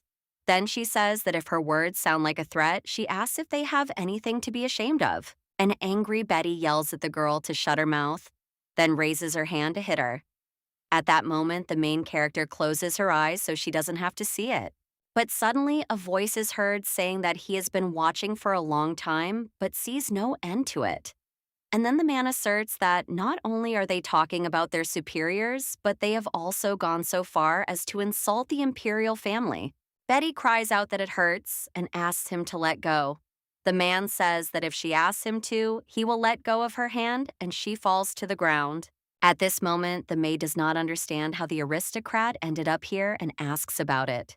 The man says that she is so boldly talking nonsense about the imperial family, but the sight of an aristocrat immediately stuns her. Hearing this, the main character thinks that his voice is so cold. But when she looks at the man, she realizes that she is seeing him for the first time. However, for some reason, he seems familiar to her. One of the maids says that he is Sir Rochester. At that moment, the main character remembers that he is the head of the aristocracy who has gathered the cream of society, and that he is the older brother of the Empress herself. The head maid asks how he got there and is interested in whether the maid has done something wrong to him.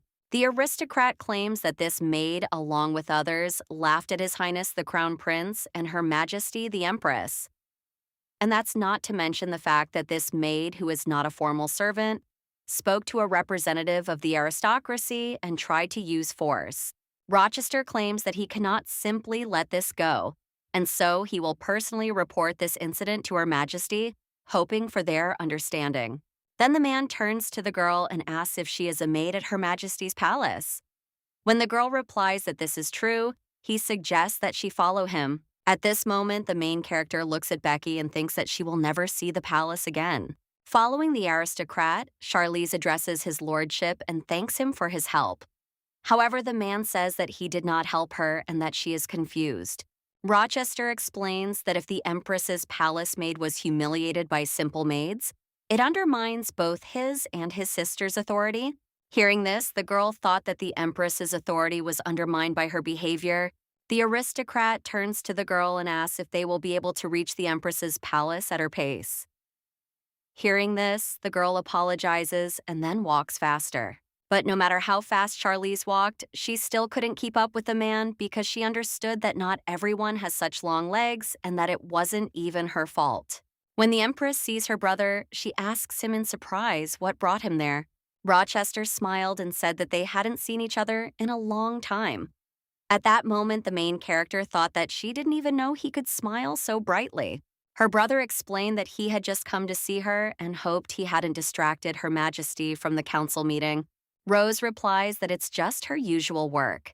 Hearing this, Rochester says that he thought he would like to see her face. Seeing the girl, the Empress asks how he met Charlie on the way.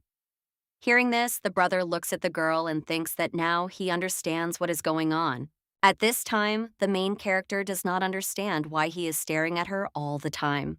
The Empress asks the girl if she has been to the laundry. Then she says that she has been running around like a whirlwind since morning. Rosa says that she would like to have tea with her brother and asks Charlie if she will make it. Hearing this, the girl agrees and quickly leaves, thinking that this is great because it's a chance to show the aristocrat what she's capable of. She realizes that he has been looking down on her. Charlize thinks about how she will make the best tea and sweets he has ever had, and so he will not be able to find fault with anything.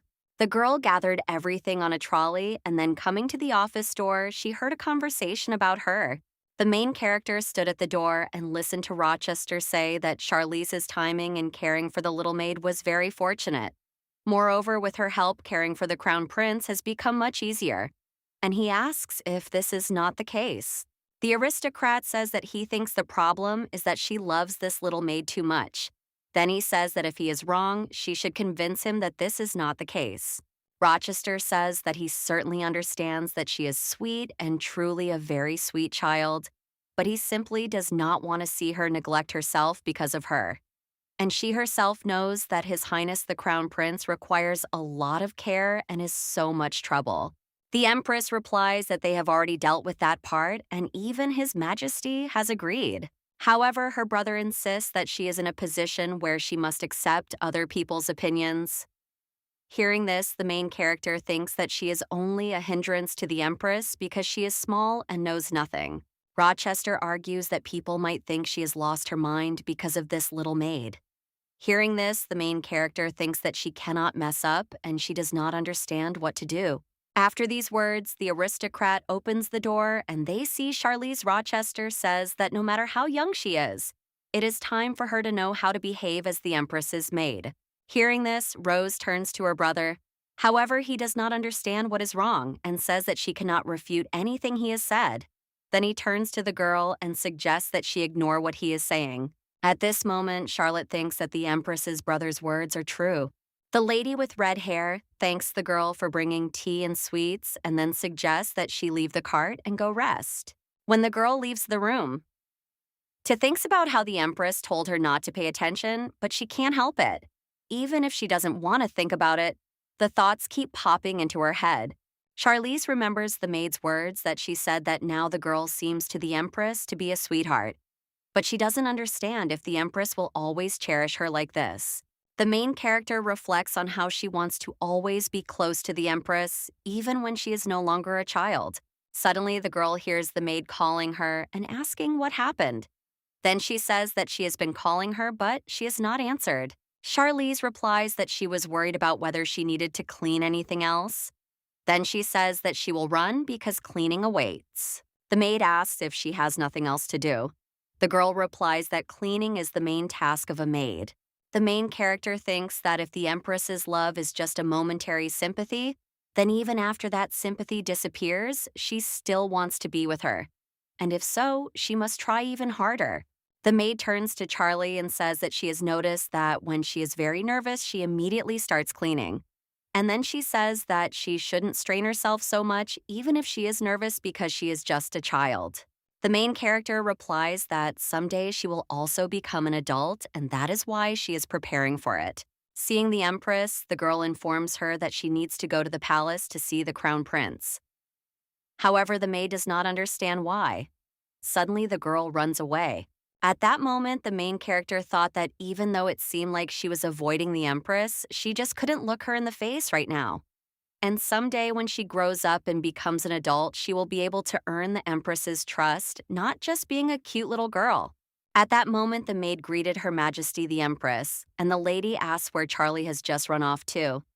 The maid replies that she said she had to go to the Crown Prince's palace urgently. At that moment, Rosa thought that perhaps the girl was avoiding her. Meanwhile, the maid wondered why they were both acting so strangely today. When the main character arrived at the Crown Prince's palace, she thought she needed something to do and decided to wash the windows. She thought that work would distract her a little. Diamond, seeing the girl, asks if her goal today is to wipe the hole in the window. Charlize replies that everything here is dusty and she needs to clean it. The prince runs his finger across the window and asks where there is even a speck of dust. She replies that it is clean because she has already finished cleaning. The young gentleman looks closely at Charlize and asks what happened. However, the girl replies that everything is fine, but he insists that he can see that something has clearly happened. Diamond says he will listen to her and asks her to tell him what happened. Charlize thinks for a moment, then says that if His Highness likes someone for some reason, and then the reason disappears, she asks what he would do. Hearing this, the prince asks what kind of strange question that is, and the girl claims that he himself asked her to speak. Diamond says that if someone is with him for one single reason, then if that reason disappears, the relationship will end, and asks if that is not the case. The young gentleman looks at Charlie and says that she looks too pale. However, the girl assures him that everything is fine and suggests that he continue. The prince says, "No, it doesn't matter now." However, the girl assures him that it is important to her. His Majesty says he understands and then asks if she doesn't find this assumption a little strange. After all, friendship doesn't usually end for just one reason. Since it all depends on the time she spends with a person, she asks if that's not the case. At this point, the main character thinks that the prince is absolutely right, but the situation concerns Her Majesty, the mother of the empire, and so it is difficult to believe in love and trust people when you are such an unapproachable person. Charlize says that in any case, if she wants to be close to her in such a situation, she asks what she should do. The young gentleman says that if she finds a new charm in herself that will make a person stay with her, then maybe it will work, and asks if this is true. The main character thinks that she is right, because if she works very hard, people will see her as a necessary person. Diamond thinks about it and turns to the girl and says that this is, of course, only his opinion, and asks if such a relationship seems strange to her. After all, he does not understand how it is possible to like a person only because of one particular trait. The prince asks if she has any conditions for liking someone he is interested in, whether she is happy with this person just the way they are. At this moment, the Empress turns to Hayden and says that she thinks Charlie has been avoiding her for the last few days. She then asks if she knows why. However, the maid does not understand and asks if perhaps something has happened to her. The Empress explains that when she tries to talk to her, the girl immediately runs away. She recalls that when she offered to have a snack with her, Charlie apologized and said she didn't have time because she needed to clean up. The next time she said she had to clean up the garden, and she had completely forgotten about it. Rosa asks the maid if there is a lot of work to do in the palace. However, Hayden replies that everything is as usual. The red-haired lady asks why Charlie is so busy. Then, the maid replies that she doesn't even know, but it seems that she has been working tirelessly lately. The Empress suggests that maybe the new maids are bullying Charlize again, and Hayden says she will make sure that doesn't happen. The Empress agrees with her, but still doesn't understand why the girl is avoiding her. Then she puts her head on the table and says that she has no strength left and that Charlize has completely forgotten about her. Seeing the Empress upset, Hayden says that she can talk to the girl. Hearing this, the Empress objects and exclaims that she will meet with the girl herself and talk to her. Hearing this, the maid thought it was a good idea because it was better than her constant mood swings. Late at night, the main character couldn't sleep because she was thinking about when she would be able to stop avoiding the Empress. Then she looked at her toy and remembered that the Empress had hurt herself while sewing Pippi. Suddenly, the Empress enters her room and the surprised girl asks what happened. Rose turns to the girl and says they need to talk. And at that moment, she thought about how long it had been since she had seen her in her pajamas. Charlize apologizes and explains that she didn't want to appear before Her Majesty looking like that. The Empress assures the girl that she does not need her apology because she just wants to talk. The red-haired lady asks Charlize if she has been avoiding her lately. Hearing this, the main character is surprised. The Empress explains that whenever they are in the same place, she immediately finds some urgent business to escape. The little girl replies that this is true and explains that she is just trying to work harder. Her Majesty asks the girl if someone told her she was lazy. She replies that no one did. The lady asks her what the matter is and suggests that she not say she needs to work harder. Then she affirms that she is already working very well. At this point, the main character plucks up her courage and says that she will grow up someday. Hearing this, the Empress does not understand what she is talking about and asks her about it. The girl explains that she is still small and that maybe that is why she loves her. Hearing this, the Empress asks if she thinks she loves her only because she is a child and is therefore afraid that when she grows up, she will stop loving her and works hard to be useful. But without hearing an answer, Her Majesty thought about how she had been uneasy on the day of her conversation with her brother, but had not paid enough attention to it. Rose suggests that Charlie imagine that she has a younger sister and then asks if she will stop loving her when she grows up. Hearing this, the little girl objects, telling her that this cannot be. The Empress says that she thinks so too, and that is why she sees her as her little sister. And when she grows up, even if she becomes an old grandmother, she will still love her. Rose tells the girl that she never said she loved her just because she was a child. And then she remembers what she originally promised her, that she would never abandon her. And she doesn't understand how anyone could think that this is a lie when she received her personal imperial word. Hearing this, Charlize apologizes and the Empress says she will forgive her, but first she must eat French biscuits called macaroons. Her Majesty explains that these macaroons contain magic that will make her forget all her sorrows and worries, and as soon as she eats them all, her sorrows will disappear. The girl eats a few cookies and her lady asks if everything is all right. She replies that everything is fine. At that moment, the main character thought that it was because the Empress was with her, or because of the Empress's words that she would always love her. But the girl realizes that she feels much better. The next day, when Charlize came to the Crown Prince, he saw her and asked why she was smiling so much. The girl replied that she was in a good mood and then asked if he didn't like it when she was so happy. However, the prince objects and says that this is not the case, explaining that she has become clearer in her speech and therefore looks a little more like a human being. Hearing this, the girl asks if she did not speak like a human being before. The crown prince explains that it seemed to him that she was behaving younger than her age, or more precisely, that she was presenting herself as an adult. But he understands that she is behaving differently now, and therefore it seems to him that the girl feels better than before. Hearing this, the girl asks if it is really noticeable. At that moment, she thought about how she realized that the Empress would love her even when she grew up, and so that unconscious anxiety disappeared. The prince says that it is not his opinion about the people who like her, and therefore he thinks that they love her not because she is cute or small. Charlize turns to him and says that he hasn't told her yet that she is ugly. However, the prince does not want to answer and says that he is going to drink some water. The girl turns to His Highness and asks if he is avoiding her because he folded his laundry poorly after washing it. At that moment, the main character thought that maybe Diamond is still a child, but sometimes he is so funny. Returning to the castle, the girl sees a cat and asks what he is doing there. She also wonders if he is following her. Charlize takes out some food and exclaims that she kept her promise, so now she always has a treat for him on hand. The girl feeds the cat and says that he is a very cute and small kitten. She tells him not to lose that when he grows up. She had a good time with him. When Charlize was walking down the hallway, she saw an aristocrat and stopped. At that moment, Rogers asks her what she is staring at.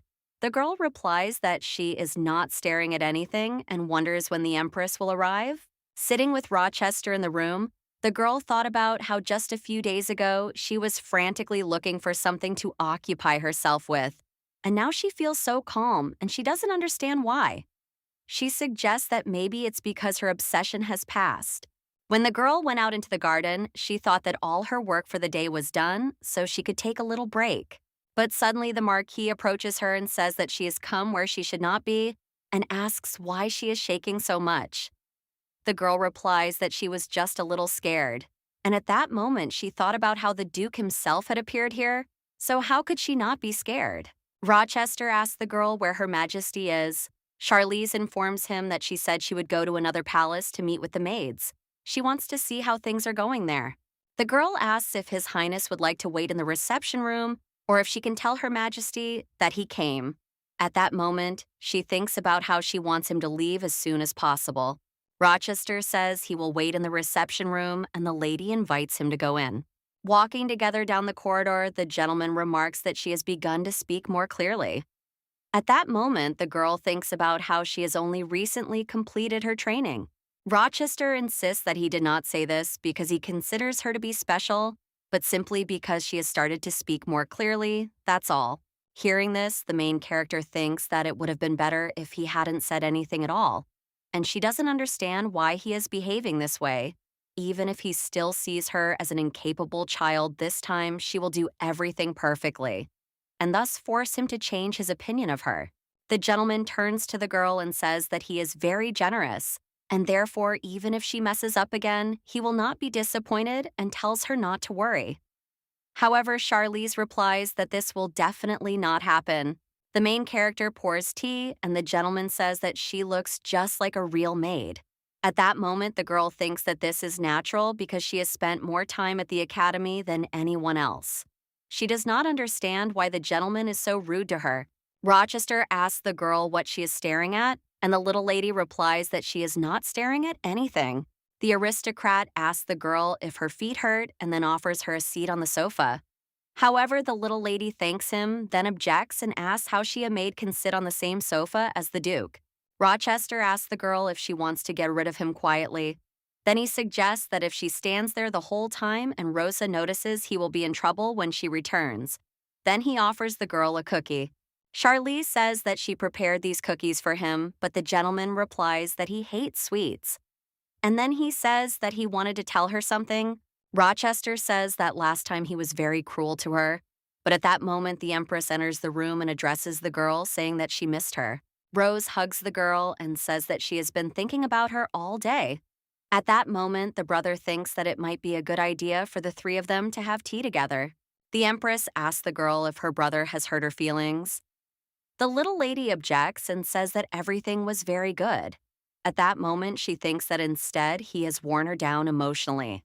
The little lady does not understand why the Empress is so cold towards the Duke. She remembers that last time she welcomed him so warmly. Her Majesty turns to her brother and suggests that he try to be a little gentler with Charlize. Hearing this, the main character thinks that it is all because of her. Rochester says that he understands everything and will be more careful in the future. Then he says that he did not come here for no reason. He reports that Margrave Antes has arrived in the capital of the empire. According to the myth about the founding of the empire, the founder of the empire, Carpal, received help from the god Aurelius and drove the demonic beast to the northernmost part of the empire to a country of fierce cold. To this day, he keeps the demon from entering the empire. The Antes family. The imperial family has supported the Antes family for many years, supplying them with huge food reserves and granting the title of Margrave to Sir Antes. In return, they demand protection of the empire's borders. Among the Antes, there is one person who has a tremendous influence on Diamand. At this point, Her Majesty asks why she as Empress is only hearing this news now. Rochester replies that it is because His Majesty the Emperor refused the Margrave's request for an audience. Hearing this, the Empress is surprised and says that the request for an audience from the Margrave guarding the border must have been made for a reason. She does not understand why the Emperor has stopped all support for the North. She assumes that this is why the Margrave personally sought help. Rochester asserts that the Emperor has no intention of changing his decision. After all, the Margrave is no longer able to keep everything under control, and at any moment he may abandon the territory and resign. The red-haired lady says that the imperial family refuses to support the Antes family and informs him that this is the first she has heard of it. Bharat suggests that His Majesty must have done all this in secret, knowing that she would be angry. Hearing this, the Empress cries out that, of course, she will be angry because she does not understand how they can defend the northern borders without the help of the Antes clan. Rochester assures her that he tried to talk to him, but he is too stubborn. And given the circumstances, he realized that it was worth telling her. And then he says that the capital should at least organize a welcome dinner. And he wonders that the Emperor will surely not participate, and he does not understand what to do. Her brother turns to the lady and says that there is nothing he can do, and then apologizes for not being able to help her. Rose tells him not to say such things and informs him that she is the Empress, and therefore it is her duty. Rochester agrees with the lady and says that it is time to start preparing for the reception. As he leaves, he turns to the girl and tells her to take care of herself. When her brother leaves, the Empress turns to the little lady and apologizes for making her listen to such a difficult conversation. Charlize insists that everything is fine and tells her not to worry. Rose informs her that it will be difficult, and she understands that no matter how hard she tries to do everything herself and host the reception on her own, the Emperor will not participate in the reception. If she were in the Margrave's place, she would consider this a direct snub. When the girl left Rosa's office, she thought about how she didn't like to see her suffer. After all, she doesn't understand why the Empress has to deal with the Emperor's mistakes, and she can't judge this situation herself. Charlize thinks about what she needs to ask Diamond because he surely knows something about the Antes. After all, one of them is a heroine connected to Diamond. The heiress of the Siena Antes family found Diamond unconscious when he was trying to escape from the imperial palace. Siena and Diamond fell in love very quickly, but Diamond, who was unable to trust other people, could not understand his feelings at all. In the end, the couple broke up. However, the girl thinks that this is nothing more than a strange story. She understands that if Diamond and Siena's love blossoms again, it will only be in this life that he can live happily. And she thinks that she should not be upset for no reason. Suddenly, the prince addresses Charlie. Hearing him, the girl is surprised and asks how long he has been there. The guy replies that he has been there since she shook her head and asks what the big basket is. The main character replies that it is his lunch for today and it is all securely packed so he can eat it in the evening. However, the guy does not understand why there is so much food here. Charlize explains that tomorrow evening there will be a gala dinner at the Imperial Palace in honor of the arrival of Margrave Antez, and she is unlikely to be able to visit him. Hearing this, the prince asks what the Margrave is doing at the palace. At that moment, the girl thinks to herself that everything is going perfectly, as it all seems quite natural. Diamond insists that this is a very serious problem. He asks the girl if she can lean over and then whispers in her ear. Hearing this, the girl asks how long His Highness has been so clever. The prince claims that he has been like this since birth.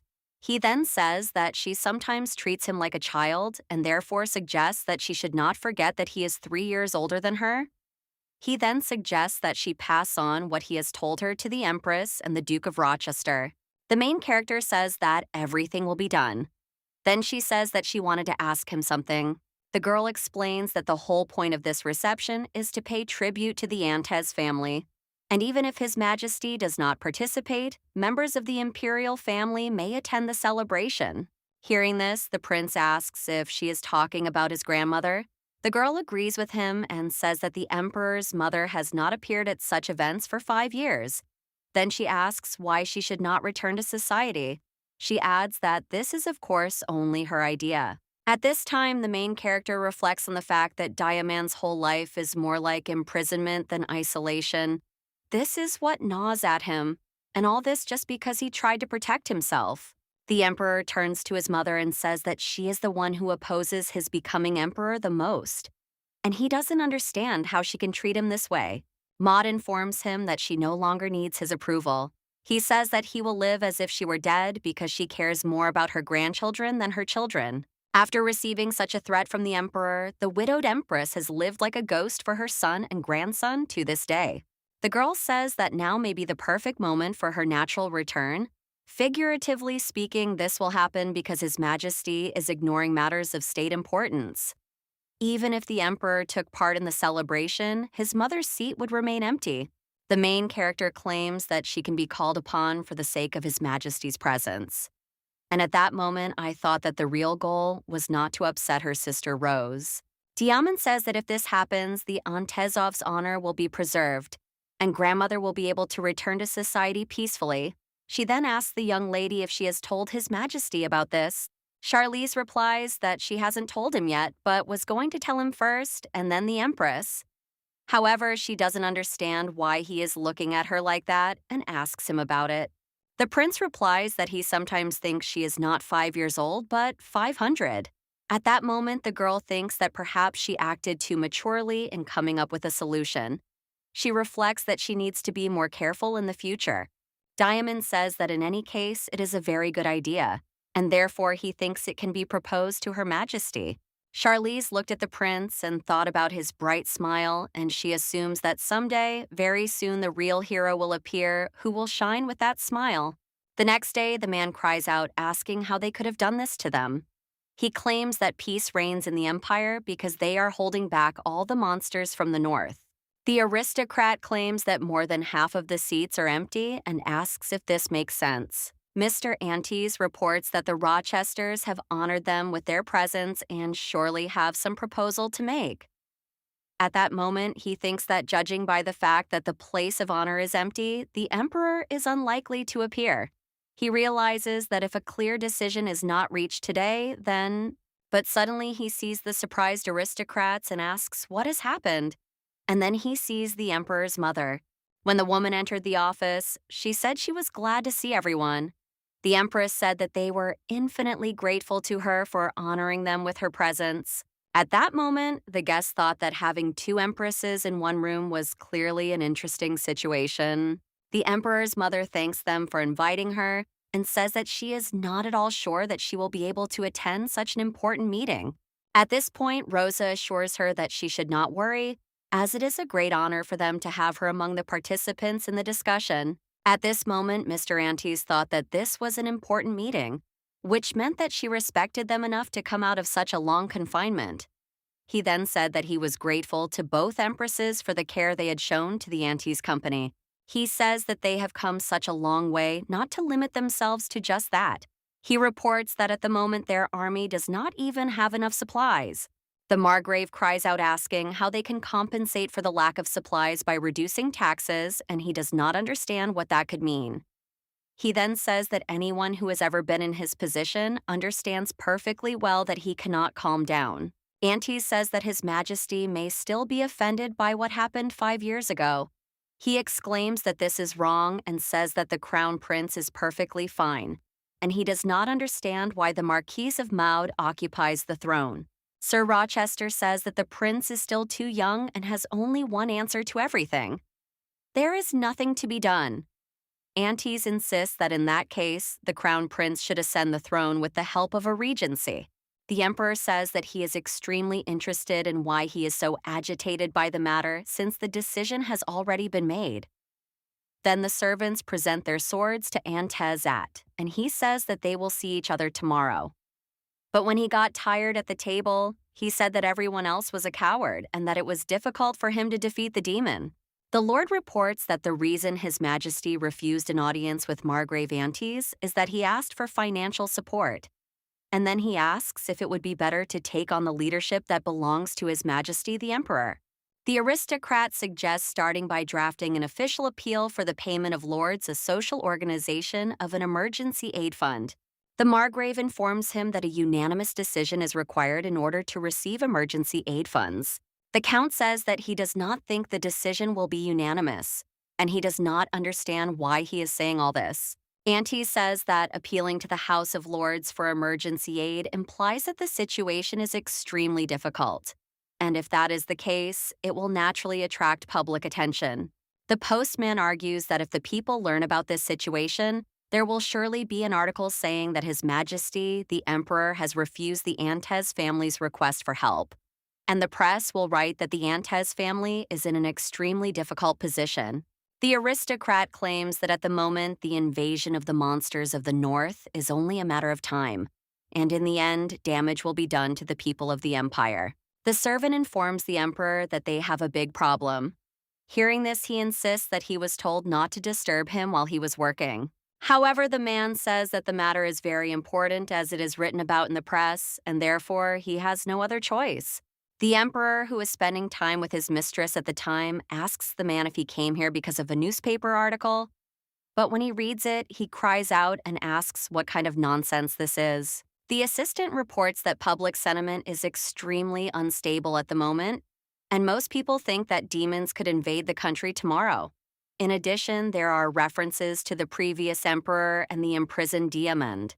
There are also rumors that he abandoned his people for his own interests. The emperor drinks a glass of wine and then orders Margrave Antes to be summoned immediately. The Margrave turns to Rochester and says that he can only admire his amazing insight, and all he can think about is how well everything has been thought out. However, the gentleman replies that in truth he is not the author of this idea, but rather the crown prince. Hearing this, the Margrave is surprised and says that he is, after all, in confinement. The Empress informs him that His Highness the Prince is currently under her protection. His Majesty has allowed her to take care of the Crown Prince, and thanks to this, she was able to obtain his advice on the matter. Rochester reports that the relationship between the Emperor and the Crown Prince is not so good. and therefore, naturally, it was reasonable to think that their relationship with the Empress was no better. The Emperor's mother says that she thinks their relationship can be called normal. Antos asks Her Majesty if the reception can begin in that case, and she agrees. Rosa says that as soon as the celebration began, the weather improved. Grandmother Diamanda addresses the Empress and says that she wanted to thank her in advance, and therefore now without haste, she thinks it is an extremely opportune moment. The Emperor's mother says that she has said she is now taking care of Diamanda, and they say he even has a personal lady in waiting. Apparently, she was too late with her thanks. The grandmother says that she was afraid of hurting her grandson and that she has not been able to help him in any way for the last few years. Then she takes the Empress by the hands and says that she is very grateful to her for taking such good care of him. Rose says that, as Empress of their empire and an adult, it is her duty to take care of the young crown prince. She then says that she is simply filling in for the Empress due to the difficult situation. At this moment, a maid addresses Her Majesty and informs her that it is time to leave. Rochester tells his sister that Her Majesty, the Dowager Empress's presence at this dinner was an extremely wise decision. If she had not come to this celebration, Margrave Antys would have left the palace before they could tell him about the crown prince. Her brother asserts that he knows how great the pride of the old lords is. Rosa recalls that the lovely Charlie asked her about this very thing she was interested in, whether the Empress Dowager had the same power as His Majesty the Emperor. And if so, could she host a dinner in honor of Margrave Antys instead of the Emperor? The Empress told her brother about this conversation. Upon hearing this, he cannot understand how a child could ask such a question without any ulterior motive. Hearing this, the Empress does not understand how he can say such a thing and asserts that Charlotte has helped them all. Rochester agrees and says that if you think about it, it is true. The Empress asks her brother if he just said that she was right. However, he does not understand why she is so surprised. And then he asks who she thinks he is. A few minutes later, Charlize approaches them and informs the Empress that she has brought her an umbrella.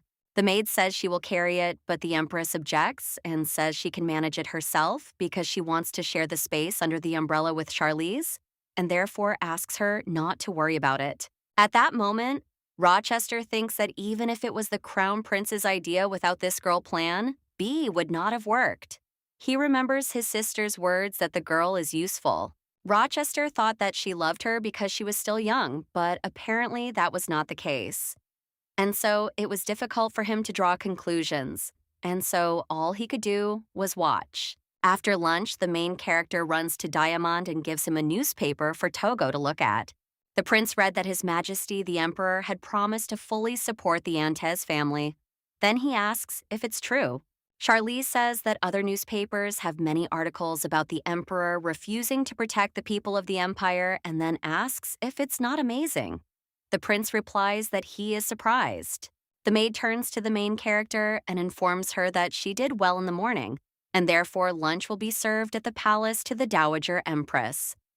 At this moment, the main character thinks that she will try to restore relations at the dinner party, and that this is a good strategy for her. A little later, the Empress, along with her maid and Charlize, arrives at the palace of the Dowager Empress. Seeing this castle, the main character thought that she didn't care about it at all because there was a lot of junk in the castle. The girl thought that if she had a family, she would love each member with all her might, and she did not understand how it was possible to practically destroy a family for the sake of power. Diamond's grandmother meets her and then greets her. The Empress thanks her for the invitation. The woman looked at the girl and said that she was Charlize. Hearing this, the girl did not understand how Her Majesty knew about her. The main character greets Her Majesty and informs her that she is the lady-in-waiting of Her Imperial Majesty Charlize. The Empress informs them that she has prepared a small lunch for their visit and therefore invites them to come in. She then says that she is glad that they have the opportunity to dine with Her Highness the Empress. Rose says that honestly, she should visit her more often. She really wanted to do so, but she was so afraid of inconveniencing her that she couldn't bring herself to do it. She says that, after all, she is His Majesty's wife. The Emperor's mother says that no noble woman can avoid a marriage of convenience and that she is a victim of circumstances. She therefore suggests that she should not blame herself. She says that she is indebted to her and thanks her for caring for her grandson. She is also grateful to Rosa for deciding to contact her after all. The young empress thanks the lady for her kind words. Her Majesty asks the girl if the food is tasty. Charlize replies that it is very tasty and thanks her for her care. Suddenly, the main character notices that Her Majesty seems to be eating only soft food and wonders if this could be due to a problem with her teeth. The emperor's mother says that she begged the empress to bring the girl. She then asks her if she is taking care of Diamande. Her Majesty thanks the girl for this and says that she is also just a child. Hearing this, the girl assures her that it is only her duty. Diamanda's grandmother says that she heard that her grandson recently had a fever. She then asks if he is feeling well now. Charlize replies that he is fine and has recovered very quickly. He is also eating well and has recently developed a taste for Southern cuisine. Her Majesty says that she has heard that the girl is only 5 years old, but she already speaks so well. The Empress says that her Charlize is so smart and a very capable worker. Her Majesty asks if it would be possible to send the children to her palace from time to time. She then says sadly that it is always empty here and she would like to have someone to talk to at least sometimes. The Empress informs her that she will arrange for Charlie to be sent to her sometimes. Hearing this, the woman thanks her. After lunch, when they return home, Hayden asks the girl what happened during lunch. She replies that nothing special happened. However, the maid does not understand why the Empress is behaving so strangely and asks the girl about it. Rosa turns to the girl, hugs her, and says that she has become so popular with them, and that's why she's a little sad about it. And then she says that she wants to keep her for herself. The Empress explains that first the Crown Prince, now the widowed Empress, and all of them want to get her. She argues that she must build good relationships with many people and that this will help her greatly in the future. Rosa asks the girl if she loves her more than anyone else. The girl replies that she loves her very much, and this time she thought that the Empress had nothing to worry about because she had no one else but her. The maid informs Her Majesty that it is time for her to go to the meeting. And when the Empress went to the meeting, the girl immediately ran to Diamand. The surprise prince asks if she really saw her grandmother, and then the girl says that she thinks she will visit Her Highness periodically at her castle from now on. The prince asks if his grandmother is well, and the girl replies that she looks very healthy. And I wonder if she eats well. Charlize says that the food is as delicious as ever, so she eats with gusto.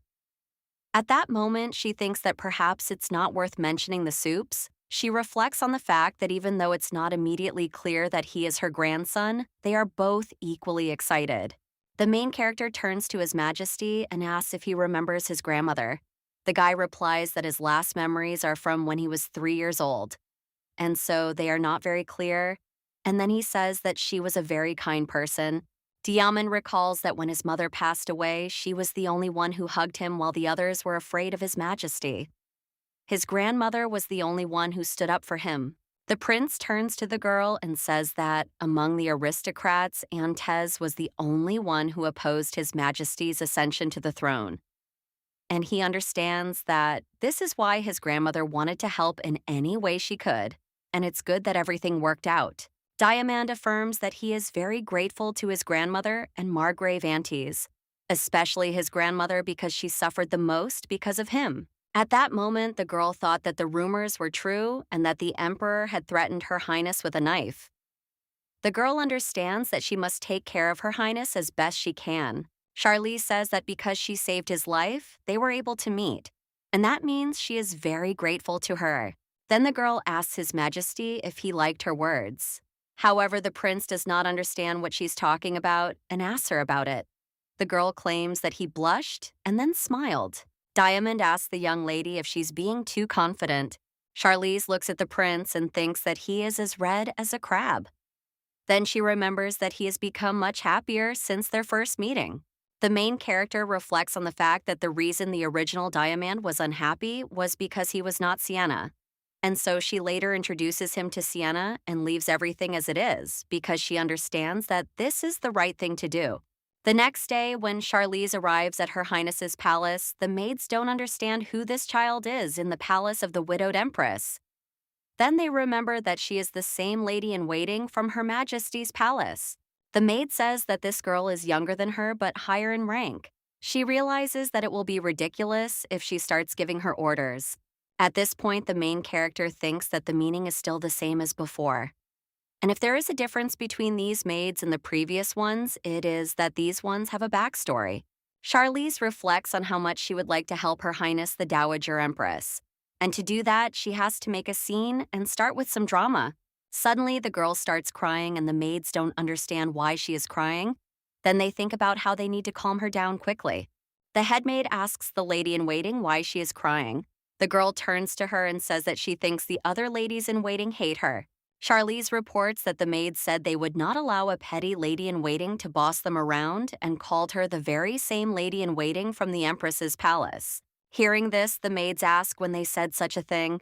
Then, crying out, they say that it is all a lie and an unfair accusation. After all, they do not understand how they could have said such a thing to a lady in waiting from the Empress's palace. At this moment, the main character thought that they were not trying to hide the truth, but she would not have made such a scene if she was going to leave. Charlize informs the lady that she is fine and asks her not to tell Her Majesty about what happened today.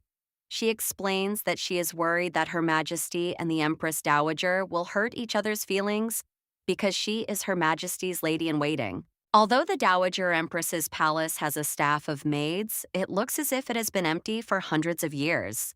The main character reflects on the fact that when she saw that the other maids treated her badly because she worked in the palace of the Empress Dowager, she immediately understood that they were all pawns of the emperor. Since he only sends his own people to her palace, the girl understands that there must be a very good reason for the change in staff. However, it doesn't matter whether her words are true or not. But in any case, if they have a reason, then everything can be done.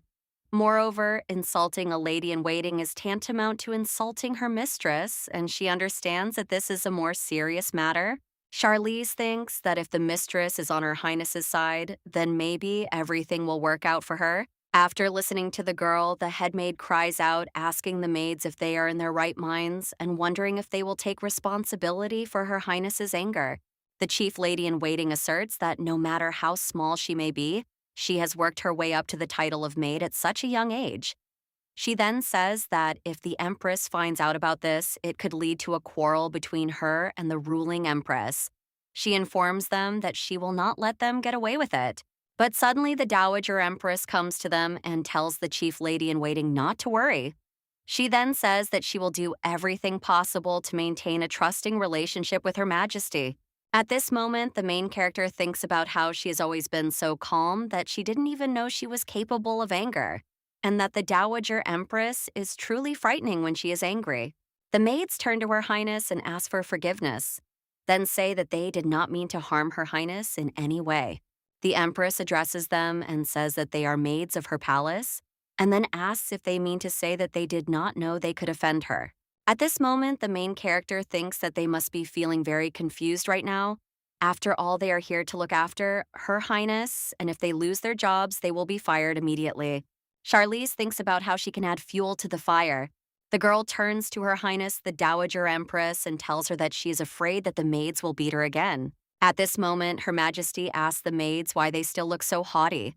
Then, crying out, she declares that they have not yet come to any conclusions. The lady turns to the girl and tells her not to worry because today is not their place in her palace. She says that from now on, the maids will work in the underground prison of the main palace for at least 1 year without pay. Hearing this, the main character thinks that sending them to the underground prison is a very appropriate punishment. Her Majesty addresses the maids and says that their behavior will be monitored there, and if they do not repent of their sins, they will be deprived of their positions as maids at court. Hearing this, the maids beg Her Highness to forgive them and say that it was the last time. However, the lady insists that she does not want to hear them anymore, and so she tells the senior maid that she knows what to do next. At that moment, Charlize thought about how she'd never imagined that things would end this way. However, she understands that these maids were not worthy of Her Highness and that it is good that things turned out this way. Her Highness turns to the girl and apologizes for what happened. She explains that she never thought they would treat her that way. Charlize replies that everything is fine, then thanks the lady and says that from now on she will no longer be seeing them. Her Highness turns to the girl and says that thanks to her, she has been able to get rid of those arrogant maids. And despite all the chaos that has just happened, she has a reason for calling her, and then she announces that they need to bake a cake. The Dowager Empress says that she has no idea what to do because she has never baked a cake before. She says that although the senior maid knows a lot, she also said that she does not know how to bake a cake. Surprised, Charlize asks if she wants to bake the cake herself. Her Majesty replies that she wants to give it as a gift to Her Majesty Diamanda. She then informs them that the Empress has given them permission. At this moment, the main character thinks that there must be some reason for the gift. Her grandmother informs her that it is Diamand's birthday tomorrow. The Dowager Empress explains that for 5 years she was unable to do anything for him, but now she finally has the opportunity. The girl says that she will do everything possible to make this cake the most delicious in the entire empire. The little lady quickly rolled up her sleeves and began to cook, and after a while they had a cake. And Grandma says that she thinks all that's left is to decorate it. The girl thinks that fruit and chocolate decorations would be just right. At that moment, the main character thought about how the widowed Empress wanted to bake the cake herself, and she realized that she loved Diamanda very much. When the cake is ready, Charlize says that it looks amazing and that His Highness will be very pleased. The girl says that to tell the truth, she did not know that it was His Highness's birthday tomorrow. Hearing this, the Empress asks why he did not tell her about it. However, the main character says that she does not understand why he did not tell her since she is his personal lady-in-waiting. The Empress says that perhaps he did not want to bother her with this, since she assumes that he must like the girl. Having such a loyal lady-in-waiting by his side must make him happy. At that moment, the girl thought about what loyalty really is, and she wishes him and Sienna only happiness. Then she thought that she needed to stop and focus on the conversation with Her Highness, and so she needs to change the subject. Charlize asks Her Highness what the daughter of Margrave Antez is like. Her ladyship replies that she saw her once when she was a little girl, and her name is Sienna. The Countess and Diamand are about the same age, and they met once. And unlike the sullen Margrave, she turned out to be a sweetheart. Her Majesty recalls that for her age she was quite strong and pulled out a chunk of Diamand's hair. After that, it took a long time to calm the boy down. She also remembers that there was talk of an engagement between the children. Hearing this, the girl recalls that in the original there was no mention of an engagement. Her Majesty says that it was more like a joke. And then she asks Charlize why she is asking about the Countess. The girl explains that the Margrave came to the palace, and that's why she became curious. At this point, Her Majesty is worried about whether she should really send this cake to Diamant. She says that now that she is trying to behave like a proper grandmother, she is afraid that she might hurt him. However, Charlize assures her that this is not true and says that the Crown Prince loves her very much and misses her greatly. Hearing this, Her Majesty is very pleased, and the main character realizes that her grandson's happiness is the most important thing for her grandmother. Suddenly, a maid enters the room and announces that something terrible has happened. The Empress asks the lady-in-waiting who is barging in. The maid apologizes and explains that she has received a message from the imperial palace. The lady-in-waiting informs them that immediately after today's government meeting, His Majesty intends to visit her palace. Hearing this, the main character is surprised because she does not understand why he has decided to do this. So suddenly, she cannot believe that he knows about the difficult situation of the widowed Empress and has decided to visit her. Her Majesty says that this is very much in his style. However, the lady-in-waiting does not understand and says how he can behave so rudely towards his mother. The Empress says that although he is her son, he is not the kind of person who cares deeply about family ties, since he thinks that by placing her here, he has already fulfilled his duty to his mother. Her Majesty thinks that this is a warning because if he is so cruel to his own mother, she understands that he could do the same to others. At this time, the main character does not understand how he can use his family members for political purposes. The Empress says that since he told her to prepare for the visit, she must do everything possible. Then she turns to her maid and says that she has a hard time with such a mistress. However, the maid reports that everything is fine and she will do everything possible. The Empress thanks the girl, and at this moment, Charlize thinks that the reception must be perfect. She realizes that she cannot allow Her Highness to lose face. Charlize says that tea and sweets would be the best choice and asks if that is correct. The lady in waiting says that something can definitely be found in the storeroom and says she will go and look there. While the girl was looking for dishes, she thought that there was a lot of dust here and she didn't understand how it was possible to leave the room in such a state, and therefore she would have torn the emperor's head off. The maid asks how the girl is doing. She replies that all the dishes are broken and asks what they should do. Suddenly, at that moment, the main character saw Her Highness and greeted Her Majesty. Then she asked the lady what brought her here.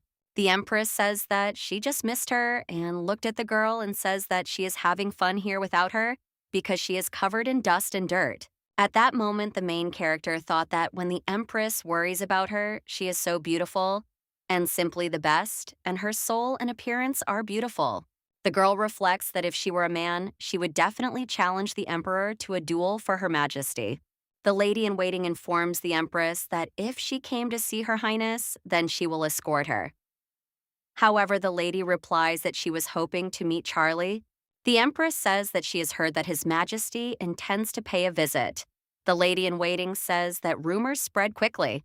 The Empress agrees and says that it is true very quickly indeed, since he even asked her to participate. Rosa says that is why she arrived as quickly as possible and brought tea leaves, dishes, and sweets. At that moment, Charlize saw the maid Weber holding a box and the girl offered to help her. However, the maid said that everything was fine and that she would take it to the kitchen herself. The senior maid asks Charlize if she can help the maids of the palace. The girl agrees. The Empress orders the maid to tell the local maids to prepare everything and bring the missing items. Weber says that everything would be fine, but she did not see a single local maid that morning, and she does not understand where they all went. The lady in waiting reports that they have all been dismissed. Hearing this, the Empress says that it will be difficult without the local maids, and therefore perhaps it is worth sending a few girls from her palace here. However, the lady in waiting says that this is not necessary, and to be honest, the help that has already arrived is more than enough. The Empress insists that she will send her maids, if only because she does not want to look like Charlie is struggling, and then she says that some help is better than none. Rosa turns to the girl and informs her that she will go and offer to help the older maids. At this moment, the main character thinks that the Empress has honored them with her help, and therefore they need to get things done quickly. However, she realizes that this is practically impossible. The girl reflects on the fact that the tea and sweets are ready, but there is no place to receive guests. And she understands that no matter how hard they work, they simply won't be able to hide everything from the problem. The lady in waiting reports that the place is clearly not in the best condition for receiving the Emperor. Then the senior maid asks her how she feels about holding the tea party outside. The maid says that all the important people will be coming here straight from the meeting, so in order to lift their spirits, the reception could be held outside. Hearing this, the lady in waiting says she doesn't know, but she understands that if this is the case, there are still many problems. After all, the most important thing is yet to come.